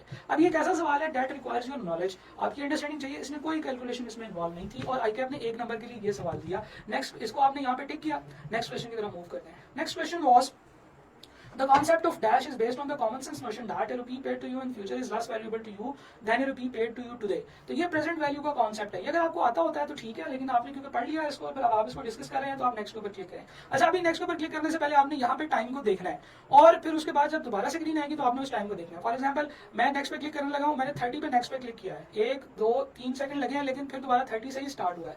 नेक्स्ट क्वेश्चन ये है जी कि इनमें से इसके फैक्टर्स कौन से हैं। अब ये जो सवाल है ये शायद आपको कैलकुलेट करना पड़े इनमें से कौन से फैक्टर्स हैं, तो ये एक लेंथी कैलकुलेशन है, हम इसको नहीं करते, हम इसको स्किप कर देते हैं। आगे चलते हैं। Adeel saved x amount in January, each month he saved ₹100 more than the previous month, his total saving at the end of December stood at ₹16,200, how much did he save in the January. अब ये है एक arithmetic sequence का सवाल जिसमें उसने बताया कि फर्स्ट टर्म उसने x सेव किया और हर महीने x में से 100 ऐड करता गया है, तो आपकी जो नेक्स्ट जो है वो जब आपने 12 महीने पूरे किए तो आपके पास 16,200 रुपए आ गए। तो सम दिया हुआ है और फर्स्ट टर्म फाइंड करनी है। तो आप अगर सोचें, मैं यहाँ पे नोटपैड पे लिखता हूँ कि मेरे पास जो है वो फर्स्ट टर्म जो है वो चाहिए, मुझे सम दिया हुआ है, मुझे n दिया हुआ है और d भी दिया हुआ है। तो सम का फार्मूला क्या होता था, s is equal to n/2 × 2a plus d × n-1। अब ये चीज आपके माइंड में बननी चाहिए, अगर नहीं है तो आपने याद करनी है। अब सीधा अपना कैलकुलेटर ओपन करेंगे, मैंने कैलकुलेटर भी यहाँ पे रखा हुआ है, this is your calculator and I have open my calculator. Sum s is equal to n/2, यानी कि सम है जी 16,200, alpha is equal to n/2, n क्या है n है जनाब हमारे पास नंबर ऑफ टर्म्स, तो महीने साल के बाद है तो n होगा 12 और 2 हमारे पास फार्मूले का है। इसके साथ आपने ब्रैकेट में टाइप करना है 2a। अब फर्स्ट टर्म आपको नहीं पता और आपको पता है कि जब आप इस तरीके से इक्वेशन एंटर कर रहे होता है तो आप अल्फा एक्स से फर्स्ट टर्म एंटर कर सकते हैं। तो 2a, ठीक है, number 2 into 2a plus d into n minus 1, common difference है 100 का, n माइनस 1 होगा 11, तो आप इसको 1100 लिख सकते हैं। कुछ कैलकुलेशन दिमाग में करनी है, कुछ कैलकुलेशन पेपर पे करनी है, तो इस तरीके से आप इजीली इसको सॉल्व कर सकते हैं। Shift solve for x is equal to you will get x is equal to 800 और अब आप यहाँ पे इसको टिक कर देंगे। जैसे आप नेक्स्ट क्वेश्चन के ऊपर क्लिक करेंगे आपका नोटपैड भी गायब हो जाएगा, आपका कैलकुलेटर अगर ओपन किया होगा तो वो भी गायब हो जाएगा। Which of the following is equation of straight line whose y intercept and slope are 3 and -4। Equation of straight line होती है y is equal to a, equation of straight line जनाब होती है y is equal to a plus m x. ठीक है जी, तो उसने a के बारे में बताया कि a क्या है जी, a है -3, y intercept and slope a है जनाब -3, तो y is equal to -3 -4x। अब देखें कि आपके पास जो इक्वेशन है उसमें किस तरीके से है कि -4 ठीक है जी, तो ये this should be your answer कि जो -4x को उधर जाके प्लस का 4x कर देंगे तो 4x plus y is equal to -3, right. Next, if x is the number of managers and y is the number of non-managerial staff, which of the following inequalities express the constant that the number of managers must be no more than 25% of the total number of staffs। तो total number of staff कैसे आएगा, x plus Y करके आएगा। अब ये एक ऐसा सवाल है जिसमें मल्टीपल कैलकुलेशन इन्वॉल्व है, तो मैं शायद आउटराइट इसको यहाँ से स्किप कर दूं और फिर बाद में इसको देखेंगे, लेकिन स्किप करने से पहले मुझे क्या करना होगा, मुझे यहाँ पे इसको फ्लैग करना होगा। ठीक है जी, तो इस तरह के क्वेश्चन मुझे आते हैं लेकिन मैं अभी कैलकुलेट नहीं करना चाहता, थोड़ा सा ज़्यादा सोच के करना होगा। अभी मैं थोड़ा फास्ट चल रहा हूँ तो मैं सारे सवालों को सॉल्व कर लूंगा। अच्छा जी, if cost of 4 chairs and 6 tables is rupees 20,000, then cost of 2 chairs and 3 tables would be rupees 10,000। ये बात हमने की है कि 4 और 6 है और 20,000 है, तो शायद हमें अगर एक और इन्फॉर्मेशन दे देता तो हम वहां से कैलकुलेशन कर लेते, लेकिन अब क्योंकि 4 को हाफ करके 6 को हाफ करेंगे तो 20 का भी हाफ हो जाएगा। This will be your correct answer. ये क्वेश्चन जो है आपका चैप्टर नंबर 1 का सवाल है। आगे चलते हैं जनाब। सारा डिपॉजिट 45,000 फॉर 3 years, फाइनेंस का सवाल। आगे चलें, सिर्फ 2 सेकंड में आपने आइडेंटिफाई कर लिया। एन इन्वेस्टमेंट रुपीज 10,000, फाइनेंस का सवाल है। आगे चलें, ठीक है जी।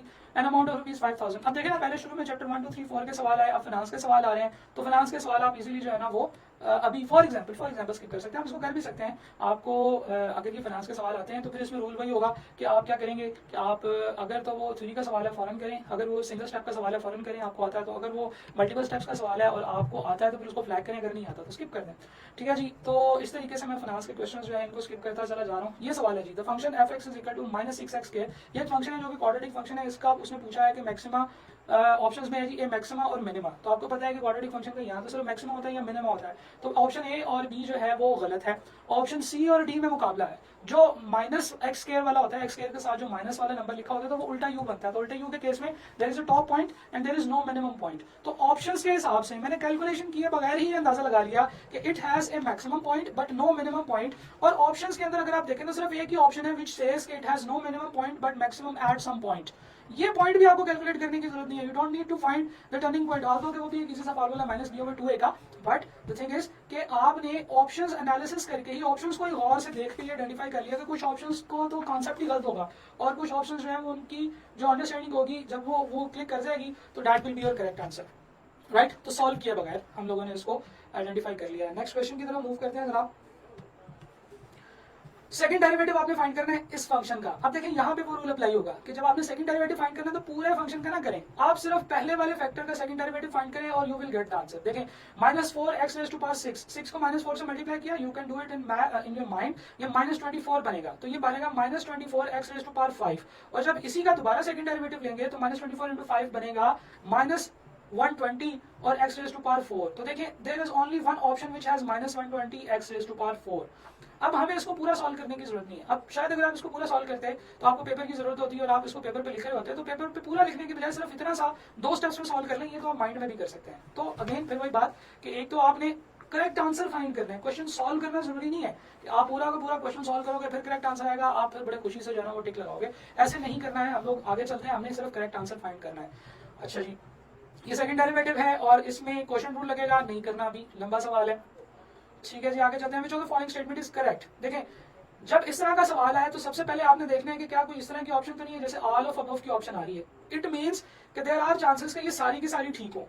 पहले वाली ऑप्शन देखते हैं, bend in a curve where the curve changes from concave upward to concave downward और vice versa is called the point of inflection. Yes, this is correct. अच्छा, अगर ये भी एक स्टेटमेंट होती है, ये भी एक स्टेटमेंट होती है और यहाँ पे भी एक और स्टेटमेंट लिखी होती है, तो फिर मैं इसको टिक करता हूँ और आगे चलता बनता, क्योंकि आई एम वेरी 100% श्योर कि this is the definition of point of inflection.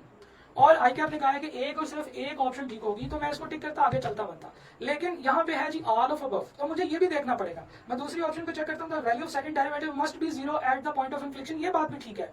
तो अगर ये भी ठीक है, ये भी ठीक है, मैं तीसरी स्टेटमेंट को पढ़े बगैर ऑल ऑफ अबव पे टिक कर दूंगा, क्योंकि ऑल ऑफ अबव कहता है कि ये तीनों ठीक है और इसके अलावा कोई और ऐसी ऑप्शन नहीं है जो कहती है कि ए और बी भी ठीक है। तो फिर मुझे ऑल ऑफ अबव को टिक करना पड़ेगा और ऑल ऑफ अबव जो है वो डेफिनेटली फिर ये वाली तीसरी स्टेटमेंट भी ठीक होगी। तो मुझे इन तीनों में से कोई भी दो स्टेटमेंट्स अगर ठीक मिल जाए तो मुझे पता चल जाएगा कि correct answer is all of above. और ऑल ऑफ अबव के बारे में अगर हम लोग बहुत सारे एमसीक्यूज का मेटा डेटा डिस्कस करें तो हम लोगों ने ये आइडेंटिफाई किया है कि ज्यादा केसेस में ऐसे होता है जिसमें ऑल ऑफ अबव होना उसमें वो एक सही करेक्ट ऑप्शन होती है, लेकिन आपने उसको ज़हन में बिठा नहीं लेना कि जहाँ पे ऑल ऑफ अबव आया उसको टिक कर दिया, this is wrong. But majority cases में ऑल ऑफ अबव की ऑप्शन एग्जामिनर के माइंड में आती है तब है जब उसने सारी सही स्टेटमेंट्स लिखी होती है। बहरहाल हम आगे चलते हैं। आपने देखा कि जैसे ही आप क्वेश्चन को टिक करेंगे, मैंने उसके बाद कोई सेव का बटन नहीं प्रेस कर रहा, मैं जैसे ही नेक्स्ट कर रहा हूँ वो क्वेश्चन जो है वो यहाँ पे मेरे पास आ रहा है कि ये सॉल्व हो गया। ये क्वेश्चन है जिसमें एक कॉम्प्लेक्स फंक्शन है जिसका आपने जो है वो डेरिवेटिव फाइंड करना है। You will ignore it. आगे चलते हैं जनाब। विच of the following statement about matrices is correct. 3 का सवाल है, मैट्रिक्स का सवाल है, करना चाहिए। मैट्रिक्स कैन एग्जिस्ट, इसमें भी ऑल ऑफ अबव आ गया, तो मैंने सिर्फ दो स्टेटमेंट्स को चेक करना है कि कोई दो स्टेटमेंट्स ठीक होंगी तो मैं ऑल ऑफ अबव पे टिक कर दूंगा। A matrix can consist of any number of rows and columns. जी बिल्कुल ठीक है ये बात, कोई भी रोज और कॉलम्स हो सकते हैं।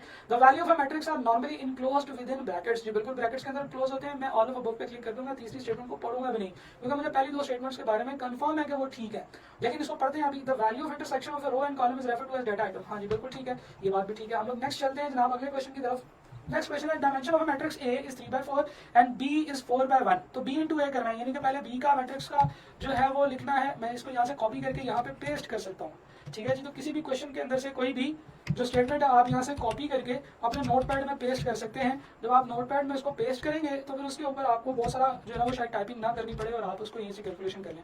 जब आप दोनों मैट्रिक्स को आपस में मल्टीप्लाई करना है, अप्रोप्रिएट ऑर्डर में लिखेंगे और सेंटर वाले बराबर होंगे तो फिर हम बात करेंगे कि वो आपस में मल्टीप्लाई हो सकते हैं। If these are not equal then we will say that these can not be multiplied and does not exist will be the answer.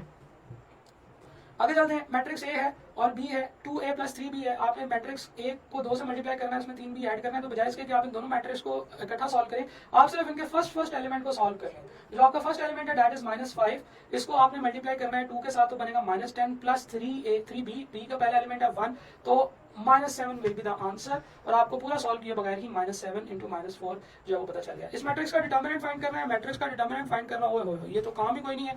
हम लोग मैट्रिक्स में जाएंगे।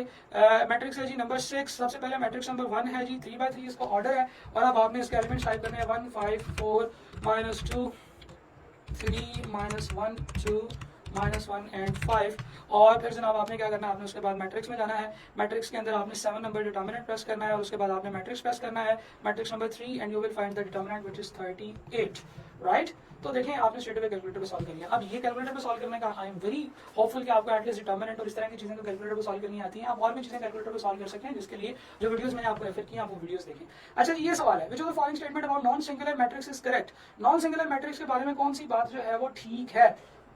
पहली चीज A B C D। अब यहाँ पे ऑल ऑफ अबव नहीं है, तो इसका मतलब ये है कि इन चारों में से एक स्टेटमेंट ठीक होगी। किसी एक मैट्रिक्स में A B C D E F G H I और A D G B E H C F I आपस में इक्वल होते हैं, ये नहीं होते हैं किसी भी मैट्रिक्स के अंदर। ये एक गलत जो है ये माइंडसेट है। A D G O B E F यानी कि एक मैट्रिक्स उसके जो है वो ट्रांसपोज के इक्वल होता है। वो सिर्फ तभी होता है अगर वो मैट्रिक्स एक क्या हो, आइडेंटिटी मैट्रिक्स हो। जी बिल्कुल ठीक है, आइडेंटिटी मैट्रिक्स का ट्रांसपोज भी आइडेंटिटी मैट्रिक्स के इक्वली होता है। तो ये सिर्फ तभी मुमकिन है जब आइडेंटिटी मैट्रिक्स की बात हो रही हो, हालांकि ये एक नॉन सिंगुलर मैट्रिक्स की बात हो रही है। तो this can not be correct, this can not be correct. अच्छा जी, determinant of matrix A inverse is equal to 1 over determinant of A है। तो इन दोनों का आपस में, तो अभी हमने एक मैट्रिक्स यहाँ पे मैट्रिक्स A लिखा हुआ है, हम ऐसे करते हैं कि इसके इनवर्स का डिटर्मिनेंट फाइंड करते हैं। क्या ख्याल है? तो मैं यहाँ से जाऊंगा मैट्रिक्स के अंदर।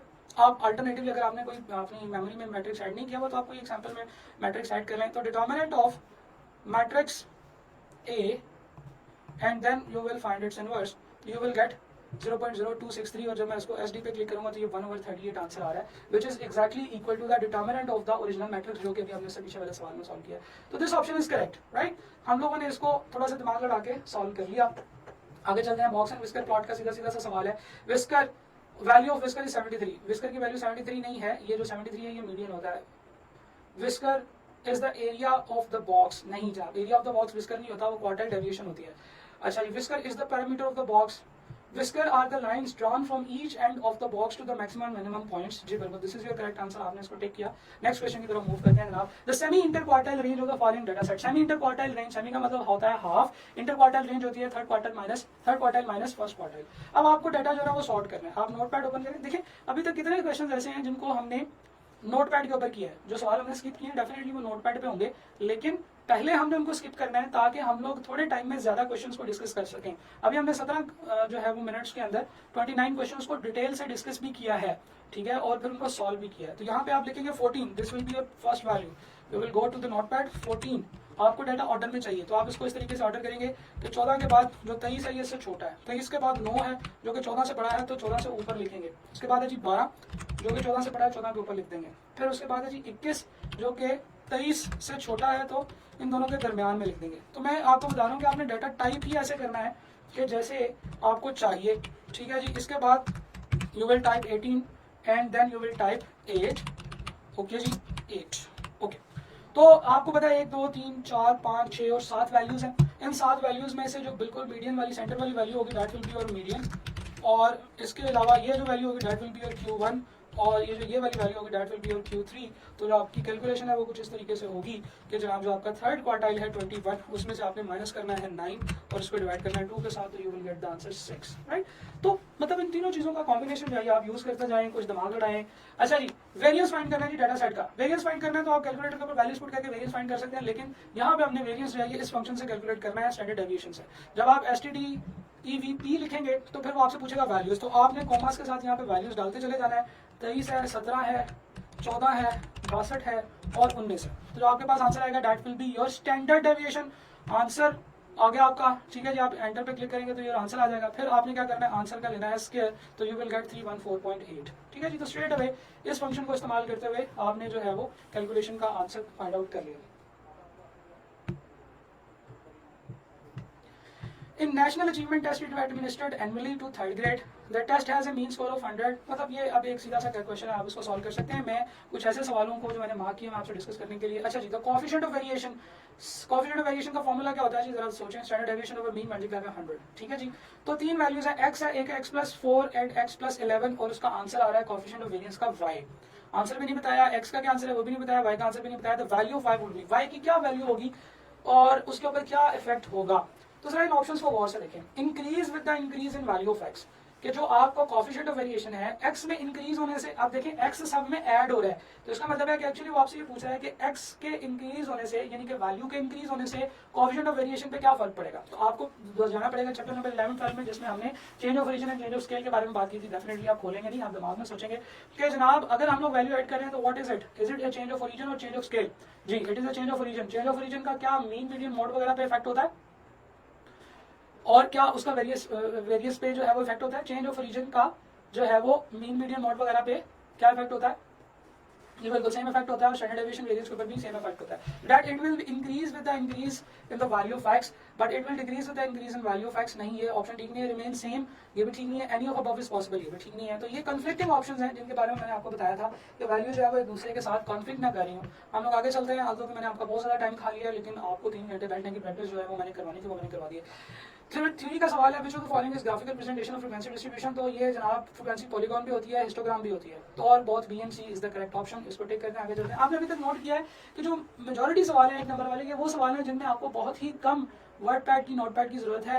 ये वाला जो ICAP का ये जो क्वेश्चन इंटरफेस, मुझे नहीं पता, अल्लाह करे कि ICAP अपने उस एग्जाम के अंदर भी इस चीज को फॉलो करें कि ज्यादा थ्योरेटिकल या कॉन्सेप्चुअल बेस्ड क्वेश्चंस की तरफ जाए, लंबी लंबी कैलकुलेशंस ना करवाए, क्योंकि लंबी लंबी कैलकुलेशंस अगर आ गई तो फिर आप सवाल ही करते रह जाएंगे। अच्छा, दूसरी चीज ये है कि हमने एक और काम भी किया, हमने फाइनेंस के सवाल भी स्किप कर दिए क्योंकि उसमें लंबी लंबी कैलकुलेशंस थी। उससे हमें फायदा ही होगा कि शायद उनको स्किप करने में हमारा टाइम जो है वो शायद ज्यादा से ज्यादा 10-15 सेकंड लगे होंगे, जो कि काउंट भी हुआ, क्योंकि ज्यादा टाइम तो वो आपको पता है कि वो वर्किंग में लगाता है। लेकिन उससे ये हुआ कि हमें एक अच्छा कॉन्फिडेंस आ जाएगा कि यार हमारे हमारे काफी सारे सवाल जो है वो सॉल्व हो गए हैं। और फिर जब हम लोग नेक्स्ट स्टेप और फिर उसके बाद थर्ड स्टेप और फोर्थ स्टेप जो मैंने आपके साथ एक्शन प्लान डिस्कस किया है, आप उसको जब करोगे तो आपको उसमें ये वाले बेनिफिट्स भी हासिल होंगे कि आप थोड़े टाइम में ज्यादा मार्क्स हासिल कर सकते हो। क्वार्टाइल डेविएशन आपने फाइंड करनी है, आप कर लेंगे, ये सीधा सीधा सवाल है, आपने फौरन से इसको सॉल्व करना है।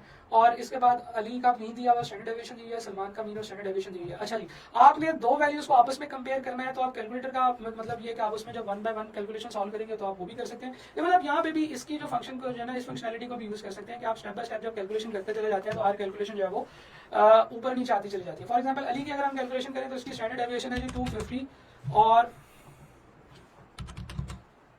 इसको मैंने डिवाइड करना है किसके साथ, मीन के साथ, विच इज 6250। तो अली की जो आ रही है कैलकुलेशन वो आ रही है 0.04 और सलमान की बात करते हैं 375 डिवाइडेड बाय 7500 और जब मैं इसकी कैलकुलेशन करूंगा तो आ रही है 0.5। तो आपको पता है कि अली की जो है ना वो कोएफिशिएंट ऑफ वेरिएंस कम है, अली जो है वो ज्यादा जो है वो कंसिस्टेंट है क्योंकि इसकी कोएफिशिएंट ऑफ वेरिएंस कम है। तो सामने सामने भी नजर आ रही होती है इस कैलकुलेटर का ये फंक्शन है कि छोटी छोटी कैलकुलेशन इसमें आमने सामने नजर आ रही होती है। ओके जी, नेक्स्ट क्वेश्चन की तरफ मूव करते हैं। जब आप कैलकुलेटर के ऊपर कुछ भी आपने लिखा होगा तो वो आपको पूछेगा कि लीव करना है। फिशर प्राइस इंडेक्स जो होता है ज्योमेट्रिक मीन ऑफ लेस्पियर और पाशी होता है, ये चीज हमें पता है, ये तो बड़ा इजी सा सवाल था। और जाहिर जो है ये chart of cumulative frequency distribution होता है। अब ये सवाल जो है इजी सवाल है, मुझे तो शायद फौरन मैंने इसलिए कर रहा हूँ कि मैंने शायद एक दफा ये सवाल देखे लेकिन और मैंने बहुत दफा पढ़ाए भी है, लेकिन आप लोग भी जब इसको पढ़ेंगे तो it will not take much time, normally ये 10 से 15 सेकंड आप इस क्वेश्चन का आंसर निकाल देंगे। नेक्स्ट क्वेश्चन है which of the following is possible value correlation coefficient. Correlation coefficient आपको पता है कि r होता है और इसकी वैल्यू 0 से 1 के दरमियान में होती है, 0 और 1 बोथ इंक्लूसिव, तो 0 कैन बी ओनली ऑप्शन जो कि इसका आंसर हो सकती है। और कोरिलेशन कोएफिशिएंट अगर 0 हो तो इसका मतलब है कि कोई रिलेशनशिप इन दोनों वैल्यूज के दरमियान में नहीं है। आपके पास ये दिया हुआ है जनाब, the person A and B tested 4 different brands of coffee and rank them in order to preference as follows. उसने ब्रांड B1 और B2 को जो है ना वो दो बंदों ने रैंकिंग दी है, इन दोनों के दरमियान में डिफरेंस फाइंड करके, जो डिफरेंस है उसका स्क्वायर फाइंड करके सम भी फाइंड किया हुआ है। तो वो जो रैंक कोरिलेशन का फार्मूला है 1 - 6 summation d square over n square into n - 1, उसमें जो समेशन d स्क्वायर है वो उन्होंने कैलकुलेट करके दिया हुआ है ये। तो अब इसको स्ट्रेट अवे आपको समझ आ गया कैलकुलेशन किस तरीके से करनी है। हम लोग आगे चलते हैं जनाब। Which of the following statement both Spearman's coefficient of rank correlation is not correct. ठीक है जी, अब देखिए नन ऑफ अबव भी आ रहा है, ए एंड बी भी आ रहा है और उसने पूछा है जो स्टेटमेंट ठीक नहीं है। अब इस सवाल के ऊपर जो है वो आपको गौर से देखना पड़ेगा कि what is going to be happen. आपने वो स्टेटमेंट आइडेंटिफाई करनी है जो ठीक नहीं है। तो आपका जो करेक्ट आंसर है that is actually non correct statements. It can correlate two or more set of ranking, ये गलत बात है। ठीक है जी, ये सिर्फ दो वैल्यूज को आपस में कोरिलेट करने के लिए इस्तेमाल होता है। तो इसका मतलब ये है कि this option is wrong, but हमने क्योंकि रॉन्ग ऑप्शंस आइडेंटिफाई करनी है तो this is our correct answer. मैं इसको टिक कर देता लेकिन मुझे यहाँ पे एक ऑप्शन नजर आई है which is both A and B, इसका मतलब मुझे बी को भी चेक करना पड़ेगा। It applies only when no ties exist, ये भी रॉन्ग है, ये भी बात रॉन्ग है, ये भी बात रॉन्ग है। इसका मतलब है कि both A and B are wrong. तो आप कभी कभार लॉजिकली जब चीजों को देखेंगे तो it will help you a lot. A T20 cricket match between falcon club and eagle club, the probability of a win bye FC 0.4 और प्रोबेबिलिटी ऑफ लॉस क्या होगी फिर FC की, दैट विल बी 0.6। तो 5 T20 मैचेस हो रहे हैं, आपने प्रोबेबिलिटी कैलकुलेट करनी है, आपने इसको सॉल्व करना शुरू करना है और फिर उसके बाद इसको सॉल्व कर लेना है। ठीक है जी, regression equation y is equal to a plus bx is used to forecast the value of y for a given value of x, which of the following increase the reliability of forecast। Reliability of forecast कैसे increase हो सकता है, आप जो है वो correlation coefficient numerically equal to 1। जी बिल्कुल, जब कोरिलेशन कोएफिशिएंट न्यूमेरिकली 1 के आसपास होगा this mean there is a strong correlation और फोरकास्टिंग मॉडल में हमारे पास ज्यादा एक्यूरेट आंसर आएगा। Large samples to calculate the regression equation, आप लार्ज सैंपल्स को यूज करेंगे, जितना ज्यादा आप डेटा यूज करेंगे आपके पास उतना ज्यादा करेक्ट एक्यूरेट जो है वो इन्फॉर्मेशन आपके पास आएगी। Forecasting for value of x outside the range of those used in the sample, अगर आप उन वैल्यूज को फोरकास्ट करना चाह रहे होंगे जो कि सैंपल की रेंज से बाहर हैं तो आपके आंसर की जो क्या कहते हैं उससे जो रिलायबिलिटी है वो कम हो जाएगी। ये बात हमने अपने लेक्चर्स में बड़ी डिटेल से डिस्कस किया, डेफिनेटली आप लोगों ने जहां से भी पढ़ा होगा आपके टीचर ने आपको एक्सप्लेन किया होगा। तो we can say that this statement is wrong. हाँ, स्टेटमेंट नंबर 1 और 2 ठीक है, तो हम both A and B will increase the reliability of forecast पे टिक करेंगे, आगे चलेंगे। थ्योरेटिकल क्वेश्चन था, you do not need any calculation. Correlation between car weight and car reliability theoretical question है, यू शुड सॉल्व इट। तो ज्यादा theoretical questions हैं। हाँ, अभी तक हम लोग थ्योरेटिकल क्वेश्चंस को करते जा रहे हैं, न्यूमेरिकल क्वेश्चंस को अगर फौरन सॉल्व होने वाला तो कर रहे हैं और अगर वो स्किप लंबी कैलकुलेशन है तो हम उसे स्किप करते जा रहे हैं। ठीक है जी, प्रोबेबिलिटी का सवाल है, थ्योरेटिकल क्वेश्चन है। If a coin is tossed 5 times the probability of 5 head is equal to probability of 5 tails, this statement is correct. मैं इसको ठीक करके आगे चला जाता, बट एक ऑल ऑफ अबव भी आ रहा है, तो ये स्टेटमेंट को मैं दोबारा अनटिक कर दूंगा क्योंकि मुझे एक और स्टेटमेंट को भी चेक करना है। इन दोनों में से कोई भी एक स्टेटमेंट अगर ठीक हो गई तो फिर दूसरी भी ठीक होगी और ऑल ऑफ अबव पे टिक करना पड़ेगा। 5 head is equal to probability of 0 tail, जी बिल्कुल ठीक है, 5 हेड की प्रोबेबिलिटी 0 टेल के इक्वल होती है, तो भाई ऑल ऑफ अबव पे टिक करना पड़ेगा। आगे चलते हैं। ठीक है जी, the average number of traffic accident in a certain section of highway is 2 per week. Assuming the number of accident follows a Poisson distribution, find the probability of 3 accident only in the sector of highway during a 2 week period. Calculator के ऊपर कैसे Poisson table को बनाते हैं मैंने आपको बताया हुआ है, आपने उस तरीके से इसको टेबल को बनाना है और इसको सॉल्व करना है। तो जनाब ये चीज़ है जो मैं आपको समझाना चाह रहा था। आप यहाँ पे क्लिक करें और नेक्स्ट क्वेश्चन पे मूव कर सकते हैं। आप यहाँ ओवरव्यू पे क्लिक करके आप जरा बड़े सवालों की तरफ मूव करते हैं। हम 72 नंबर क्वेश्चन को देखते हैं। 72 number question should be a 3 number question. The maximum speed limit of a busy road is 60 km. However, a random sample of 57 vehicles taken during the rush hours given an average of 32.2 km with a standard deviation of 0.3. The upper and lower limit of confidence interval. अच्छा, confidence interval में आपको पता है इसका formula क्या होता है? Mean plus confidence score into standard error.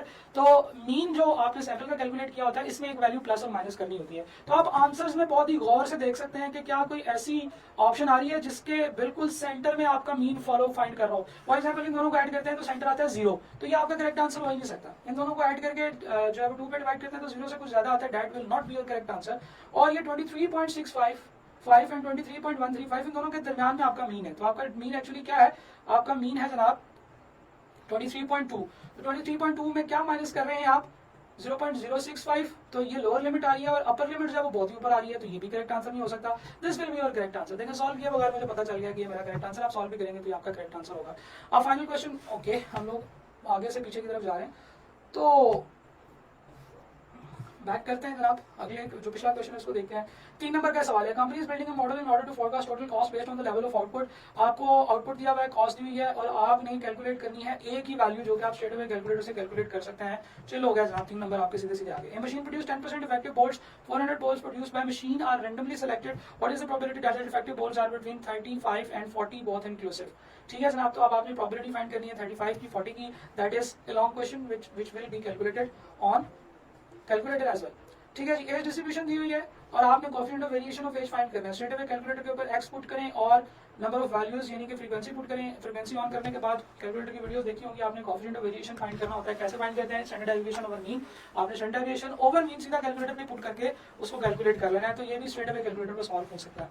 हम पीछे जा रहे हैं जी अगले क्वेश्चन की, पिछले क्वेश्चन की तरफ। डाटा आपको दिया हुआ है, आपने फिशर प्राइस इंडेक्स फाइंड करना है, sorry partial price index find करना है। फिशर दिया हुआ है और आप इसको कैसे फाइंड कर सकते हैं? आप यहाँ से लेस पेयर फाइंड करेंगे और लेस पेयर पार्शियल फिशर का जो है वो आप आपस में जो रिलेशनशिप है उसको यूज करते हुए कैलकुलेशन करेंगे। कुछ कैलकुलेशन आपको करनी पड़ेंगी, कुछ आपको जो है वो यहाँ पे मिल जाएंगे। Consider the following set of equations x, y, z, 2, 3 if we represent the above set of equations the matrix, then adjoint of matrix will be। अच्छा ये सवाल बड़ा मजे का सवाल है। आपको पता है कि आप इनको स्ट्रेट अवे इक्वेशन में पुट कर सकते हैं। फिर हमने एडजॉइंट के बारे में बात की थी कि एडजॉइंट होता है determinant multiply by inverse of matrix करने से एडजॉइंट आ जाता है। ये चीज हमने वो कैलकुलेटर वाली वीडियोस में डिस्कस की थी। अगर आपको नहीं पता तो आप वहां पे जाकर उसको देख सकते हैं। तो बहरहाल यहाँ पे जब आप इस क्वेश्चन को करेंगे ना तो आपका आंसर आएगा सिंटेक्स एरर। वो इस वजह से आ रहा है कि इसका डिटरमिनेंट 0 होगा। तो फिर इसको आपको मैनुअली पेपर पे ही सॉल्व करना पड़ेगा कि आपको पहले मैट्रिक्स निकालना है, फिर मैट्रिक्स का जो है ना वो डिटरमिनेंट, और फिर इस तरीके से मैट्रिक्स है और वो आपको पता है 3 स्टेप्स होते हैं। पहले मैट्रिक्स बनता है, फिर मैट्रिक्स ऑफ माइनर, फिर मैट्रिक्स ऑफ कोफैक्टर, फिर उसके बाद उसका ट्रांसपोज लेते हैं तो मैट्रिक्स ऑफ एडजॉइंट मैट्रिक्स बनता है। तो ये कैलकुलेशन आपको यहाँ पे करनी पड़ेगी, राइट। तो this is how we will do calculations. Majority calculations आपकी इसके ऊपर कैलकुलेटर के ऊपर हो सकती हैं। कहीं कहीं पे आपको थोड़ा बहुत लिखने के लिए नोटपैड की जरूरत होगी, आप नोटपैड पे कर लें। फिर जो लेंथी क्वेश्चन है वो तो डेफिनेटली आपने नोटपैड पे लिख के सॉल्व करने ही करने हैं। तो नोटपैड पे लिखने की जो है ना वो टाइप करने की आदत डालें और फिर उसके बाद उसको जो है वो सॉल्व करें। ठीक है सर, अब यहाँ पे मेरा ख्याल है कि हमें सेशन को खत्म करते हैं। तकरीबन 3 घंटे का सेशन हमारा होने वाला है। अब मैं आप लोगों के क्वेश्चंस की तरफ जाने लगा हूँ। आप लोगों के जो भी सवाल हैं आप अभी इस वीडियो में जो है ना वो कमेंट्स में डालते जाए, मैं एक एक करके इनको भी डिस्कस करता चला जाता हूँ। तो जनाब मेरे पास कहाँ से शुरू करें जनाब? सर हमारा नोटपैड चेक होगा बाय प्रॉक्टर। मैंने जवाब दिया कि जी नहीं होगा। सर क्रोम को प्लग इन कैसे करेंगे? ये चीज़ तो मैंने एक्सप्लेन कर दी है। सर क्या ऑडिट फॉर्म का स्टडी रूम में पेपर दे सकते हैं? जी बिल्कुल आप दे सकते हैं, लेकिन उसमें वो तमाम रिक्वायरमेंट्स फुलफिल होनी चाहिए जो आपको आईकैप ने बताई है। आईकैप ने ये भी बताया कि आप इवन अपने वालिद साहब के ऑफिस में जाके भी एग्जाम दे सकते हैं, बट ये 2 वेबसाइट चलनी चाहिए और नेट वगैरह की स्पीड और वो जो रूम में आप अकेले हों और कोई बंदा रूम में ना आए और इस तरह की चीज़ें ये आपको सारी करनी पड़ेंगी। बहुत सारे लोग होते हैं जिनके फादर ऑफिस एनवायरनमेंट में काम करते हैं, तो शायद वो उनको इस तरह की सर्विसेज जो है ना वो कहीं से रिक्वेस्ट करके प्रोवाइड कर सकते हैं। तो आप ये वाला काम कर सकते हैं। अच्छा जी, एक मिनट। सर जैस 4G का हॉटस्पॉट डिवाइस यूज कर सकते हैं। आईकैप ने कहा है कि आप वायरलेस कनेक्शन यूज ना करें, आप वाइड कनेक्शन यूज करें, क्योंकि वायरलेस में ड्रॉप रेट होता है, और अगर आपका वायरलेस ऐसा है जिसमें आपको श्योरिटी है कि वो ड्रॉप नहीं होगा तो फिर आप उसे यूज कर सकते हैं। ठीक है जी सर, अगर कोई अगस्त एग्जाम नहीं देना चाहता तो सॉरी जनाब, आपका जो क्वेश्चन है वो गायब हो गया। सर ऑफिस 2010 यूज कर सकते हैं जी, बिल्कुल कर सकते हैं। वैसे तो आईकैप ने स्पेसिफिकली मना नहीं किया हुआ और उसमें फर्क भी कोई नहीं है। ये चीज़ के ऊपर मैंने तकरीबन 5-6 वीडियोस भी बनाई हैं। There is specifically no difference except for some very petty 1 और 2 differences in Microsoft Word, Excel and PowerPoint, जो कि आप मतलब आइडेंटिफाई कर सकते हैं। ठीक है जी, आप कैसे अवेल करूँ ऑफिस 16 में हेल्प? ठीक है जी, आपको मैंने बताया कि आप इंटरनेट पे जाएं, आप कहीं से पूरा कंप्लीट वर्जन डाउनलोड करने की कोशिश करें, उसके साथ उसकी हेल्प फाइल्स भी होंगी जो कि आप यूज कर सकते हैं। Why ICAP is not taking exam in centre as lockdown is ended? Lockdown तो एंडेड है, लेकिन आईकैप जो है वो उसको तमाम बच्चों की सेहत को ध्यान में रखना पड़ेगा, क्योंकि एक भी बच्चा, अल्लाह माफ करे, एक भी बच्चे को जो है ना वो इसकी वजह से कोरोना लग गया और उसकी बेचारे की जो है वो डेथ हो जाती है, तो फिर जो है वो आईकैप उसका रिस्पॉन्सिबल नहीं बनना चाहता। आल्दो आईकैप को हम लोग टेक्निकली रिस्पॉन्सिबल कह भी नहीं सकते, लेकिन उन वालदेन के लिए ये जिनका बच्चा जो है वो आईकैप के एग्जाम लेने की वजह से जो है वो दुनिया से चला गया, वो एक बहुत ही स्ट्रॉन्ग चीज़ है। तो हमें कलेक्टिवली सोचना है। हाँ सब कुछ खुला है, ये तो सबको पता है, ये उस वक्त भी खुला था जब आईकैप ने मार्च अटैम्प्ट जो है वो कैंसिल की, उस वक्त भी खुला था जब जून अटैम्प्ट कैंसिल की। सब लोग जा रहे हैं, आप बाहर निकल के देखें, कोई दुकान बंद नहीं होती, कोई कुछ नहीं होता। ठीक है जी, अच्छा जी सर के दिन पेपर होगा, आईडी यही लगानी क्या उस दिन भी जो दी आईकैप ने? ईमेल आईडी आपने वही यूज करनी है जो आपने आईकैप की वेबसाइट के ऊपर दी हुई है। आपको तमाम नोटिफिकेशन आईकैप की तरफ से उसी ईमेल आईडी में आएगी। इसके लिए फॉर एग्जांपल मैं एक आईकैप की वेबसाइट ओपन करता हूँ, iCap.org.pk। तो इसके ऊपर आपने लॉगिन करना है और उसके ऊपर जो आपने आईडी दिया हुआ है, जो ईमेल आईडी दिया हुआ है, उसी के ऊपर ही जो है वो लगेगा। तैयारी करनी है या इनकी रिक्वायरमेंट तैयार करें? जी इतनी ज़्यादा रिक्वायरमेंट्स नहीं है। मैंने आपको ये इसीलिए बताया कि लोगों को बहुत ज़्यादा ये रिक्वायरमेंट्स लग रही हैं, बट ये है कि आपके पास एक अच्छा पीसी होना चाहिए, जो कि सब लोगों के पास मेजॉरिटी होता है। आप लोगों के पास मोबाइल होना चाहिए, जो कि सब लोगों के पास होता है। एक अच्छा इंटरनेट होना चाहिए, जो कि सब लोगों के पास अगर नहीं भी होता तो कोई ना कोई किसी ना किसी तरीके से आप इंटरनेट को यूज़ कर रहे होते हैं। तो क्योंकि ये एक इंपॉर्टेंट चीज़ है, आप लोगों का जो है वो एग्ज़ाम जो है वो बड़ा इंपॉर्टेंट है, खासतौर पे ये वाला एग्जाम, क्योंकि इसके ना होने से तकरीबन आपका 1 साल ज़ाया हो जाएगा। तो उसको बचाने की एक आखिरी कोशिश आईकैप की तरफ से, तो आप इन चीज़ों को थोड़ा सीरियस लें तो हो सकता है। आईकैप ने फेल करना है लगता है, जस्ट AFC के लिए इतना इशू क्रिएट कर रहे हैं। ठीक है जी मलिक नुमान भाई, आईकैप ने जो है ना वो आपको पास करना है और आपका टाइम बचा रहे हैं, और ये बहुत बड़ी फेवर है। मैं इसको खुद देख के मैं बड़ा हैरान हुआ जब मुझे फर्स्ट टाइम ये बात पता चली, और हैरान होने से ज़्यादा मैंने आईकैप को अप्रिशिएट किया कि they are still thinking about the future of students जो कि अभी पढ़ रहे हैं। क्योंकि देखें जो AFC के स्टूडेंट थे वो तो मार्च में उन्होंने एक प्लान किया हुआ था कि वो सितंबर अटेम्प्ट देंगे, तो टेक्निकली स्पीकिंग ये उनके 6 महीने भी बचाने की कोशिश कर रहे हैं, जो कि और शायद हर जगह पे ज़्यादा होगा। I don't think so. Thank you so much sir and team of near PR, thank you आप लोगों ने सुना। सर क्वेश्चन स्किप कर सकते हैं हम, कोई स्पेसिफिक टाइमिंग तो नहीं होगी क्वेश्चन की? जी बिल्कुल, आपने कोई भी क्वेश्चन स्किप कर रहे हैं ना अभी आपके सामने, लेकिन जब आपका एग्जाम पूरा होने वाला है तो आपने देखना है कि आपको कौन सा पेपर जो है ना वो क्वेश्चन जो है वो सॉल्व है। चुन चुन के आपने उन सवालों को मारना है, आपने चुन चुन के वो सवाल सॉल्व करने हैं, क्योंकि ये इंपॉर्टेंट होगा, आपने कोई भी क्वेश्चन मिस नहीं करना। ठीक है जी। What is your YouTube channel name? मेरा नाम टाइप करेंगे मोहम्मद जहाज़ेब खान, तो you will get my YouTube channel name. अगर कुछ लिखना हो तो आप साथ में जो है ना वो QM वगैरह लिख के सर्च करें तो you will get the answer. Finance की annuity internal rate of return के सवाल आप पूछना चाह रही हैं कि कैसे करेंगे, तो जी बिल्कुल, इसमें थोड़ा सा आपको पेपर पर नोटपैड पे टाइप करना पड़ेगा, कुछ कैलकुलेशन आपको जहन में करनी पड़ेगी और वो कैलकुलेशन होगी। वैसे आपने देखा कि इस तरह का लंबा सवाल है कि आपने कोई भी नहीं दिया हुआ जो उनका सैम्पल का जो टेस्ट है। ठीक है जी। व्हाट क्वेश्चन स्किप करके दोबारा सॉल्व कर सकते हैं? जी बिल्कुल कर सकते हैं। आप क्वेश्चन के अंदर आगे पीछे मूव कर सकते हैं। आपने एक क्वेश्चन पे क्लिक किया, उसके बाद आप आगे से होके आए, फिर दोबारा पीछे आगे, फिर दोबारा उन तमाम सवालों को देख सकते हैं जिनके आपने आंसर्स दिए हैं, आप उसको दोबारा कर सकते हैं। ये मैं आपको बताता हूँ। देखें आपने ओपन किया, यहाँ पे मैं क्वेश्चन स्किप करके आया बहुत सारे, मैं ओवरव्यू पे क्लिक करता हूँ और मैं यहाँ पे राइट एरो प्रेस करके मुझे यहाँ पे नजर आएगा ये 22 नंबर सवाल मैंने स्किप किया था, तो मैं 22 पे क्लिक करूंगा तो मुझे ये सवाल नजर आ जाएगा। ठीक है। सर जिनके एग्जाम प्रैक्टिस के लिए ओपन नहीं हो रहा वो क्या करें? अब मैंने टाइप करके भी देखा है कल से अब तक बहुत बार। अच्छा, जो अगर मोहम्मद रिजवान आपने बताया कि आपका ओपन नहीं हो रहा, तो आप देखें कि आपकी विंडोज 7 तो नहीं है, या आपका कोई इस तरह का क्रोम वगैरह आउटडेटेड तो नहीं है। ये तमाम रिक्वायरमेंट चेक करें, मेरे ख्याल से ओपन हो जाएगा, क्योंकि मेरे पास एक पीसी में जिसमें मैंने एक दफ़ा चेक किया था उसमें विंडो 7 थी, तो उसमें नहीं चला था। फिर वही वाली चीज़ मैंने कॉपी करके विंडो 10 वाले पीसी में सॉल्व किया तो डाला तो वो चल गया था। अच्छा जी, अब कैंसिल करना हो तो आई डोंट नो आप क्या बात करें, स्क्रीनशॉट ले सकती हैं, अब नहीं हो सकता कैंसिल। अच्छा हाँ ठीक है, अभी आपने कैंसिल करना है तो आईके ने 5 अगस्त का टाइम दिया था कि आप अब तक जो है ना वो कैंसिल कर सकते हैं, अभी आप शायद ना कर सकें। ठीक है जी। ऐसे अंसारी ने कहा कि सर वीडियो कहाँ से देखें, वीडियो आप देख सकते हैं यूट्यूब चैनल से, नियर बियर ओपन करें, नियर बियर के अंदर जाके भी आप ये वीडियो वहाँ से मेरे किसी भी कोर्स को ओपन करेंगे वहाँ से देख सकते हैं।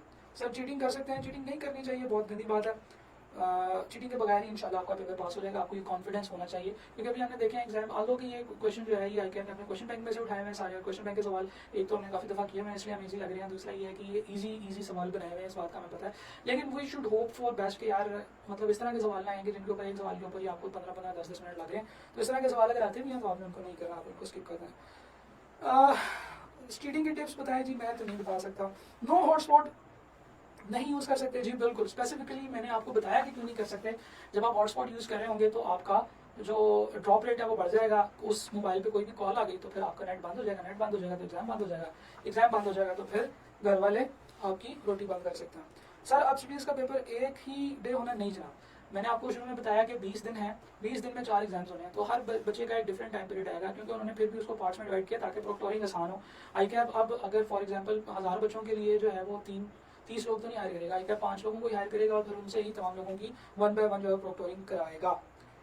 जोंग इंटरनेट डिवाइस यूज़ कर सकते हैं, फिर वही सवाल जी बिल्कुल आप कर सकते हैं, लेकिन उसका ड्रॉप रेट नहीं होना चाहिए, उसको कहीं ओपन जगह पे रखें।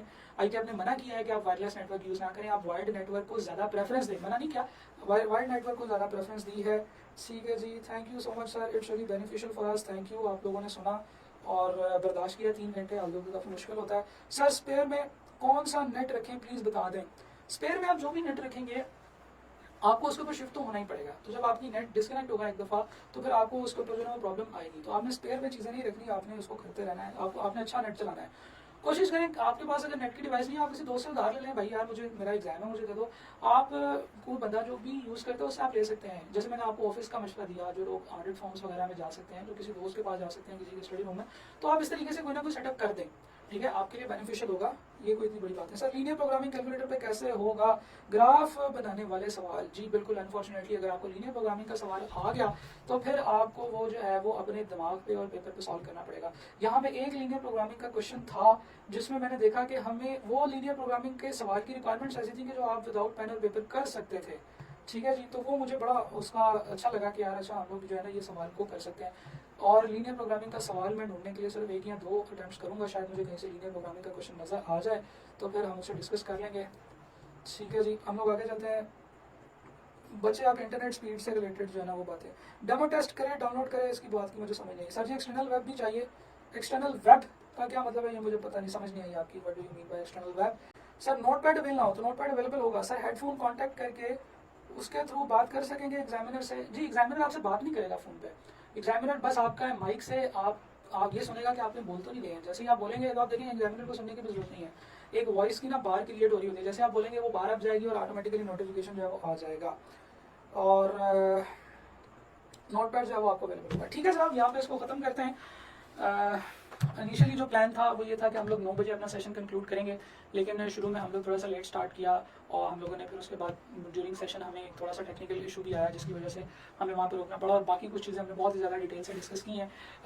I wish you very best of luck. आप लोग जिन लोगों ने अभी अटैम्प्ट देनी है आप लोगों को मैं ये सजेस्ट करूँगा कि आप अब अपनी कैफ की जो प्रिपरेशन है उसको रोक दें, उसको पॉज कर दें, और उसके बाद आप सिर्फ एएफसी की प्रिपरेशन करें। एएफसी के एग्जाम्स की प्रिपरेशन जो है वो बहुत ज़रूरी है, क्योंकि आपका एएफसी का पेपर पास ना हुआ तो फिर आप कैफ में अपीयर नहीं हो सकते, तो इट इज़ वेरी इंपॉर्टेंट। और मैं आप लोगों की जो प्रेशर है आप लोगों के ऊपर उसको समझता हूँ, क्योंकि ये इजी चीज़ नहीं है। अगर आप लोगों में से कोई बंदा अभी तक इजी है तो उसको समझ लेना चाहिए कि आप अपना टाइम ज़ाया कर रहे हैं, क्योंकि आपने अभी एग्जाम्स देने हैं, सीए के जो है ना वो 4 एग्जाम्स देने हैं, और उसके बाद फिर आगे आपने सिर्फ 10 या 15 दिन के बाद आपने अगले एग्जाम्स देने हैं जो कि कैफ के एग्जाम्स होंगे। 1 या 2 पेपर आपने जो उठाए हुए हैं, 3 पेपर भी उठाए हुए हैं बहुत सारे बच्चों ने, तो अभी आप एजुकेशनल इमरजेंसी नाफिज कर दें। अभी आप कैफ के जो पेपर्स हैं उनको साइड पर रखें, उसके बाद बहुत सारे इंस्टीट्यूट्स होते हैं वो क्रैश कोर्सेज वगैरह करवाते हैं, और कैफ से रिलेटेड तो जब आप एएफसी के एग्जाम्स दे देंगे आप फिर उन क्रैश कोर्सेज को ज्वाइन कर सकते हैं।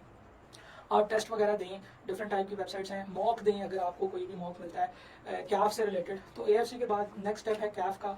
आपने अगर AFC का पेपर पास नहीं किया तो फिर कैफ आपका ज़ाया हो जाएगा, और अगर आपने AFC का पेपर पास कर लिया और कैफ का पेपर नहीं पास कर सके तो ये सारी की सारी हासिल ज़ाया हो जाएगी जो कि आपने इतनी जल्दी जो है ना वो AFC का पेपर कट किया। तो ये जनाब अगले कुछ 15-20 दिन जो है ये आपके AFC के अंदर, और उससे अगले 15-20 दिन जो है वो आपके कैफ के अंदर बहुत ही जो है ना वो स्ट्रॉन्ग लगने वाले हैं। अब आप हर चीज़ को साइड पे कर दें, आप प्रॉपर अपनी स्टडी के ऊपर फोकस करें। I wish you very best of luck. Thank you.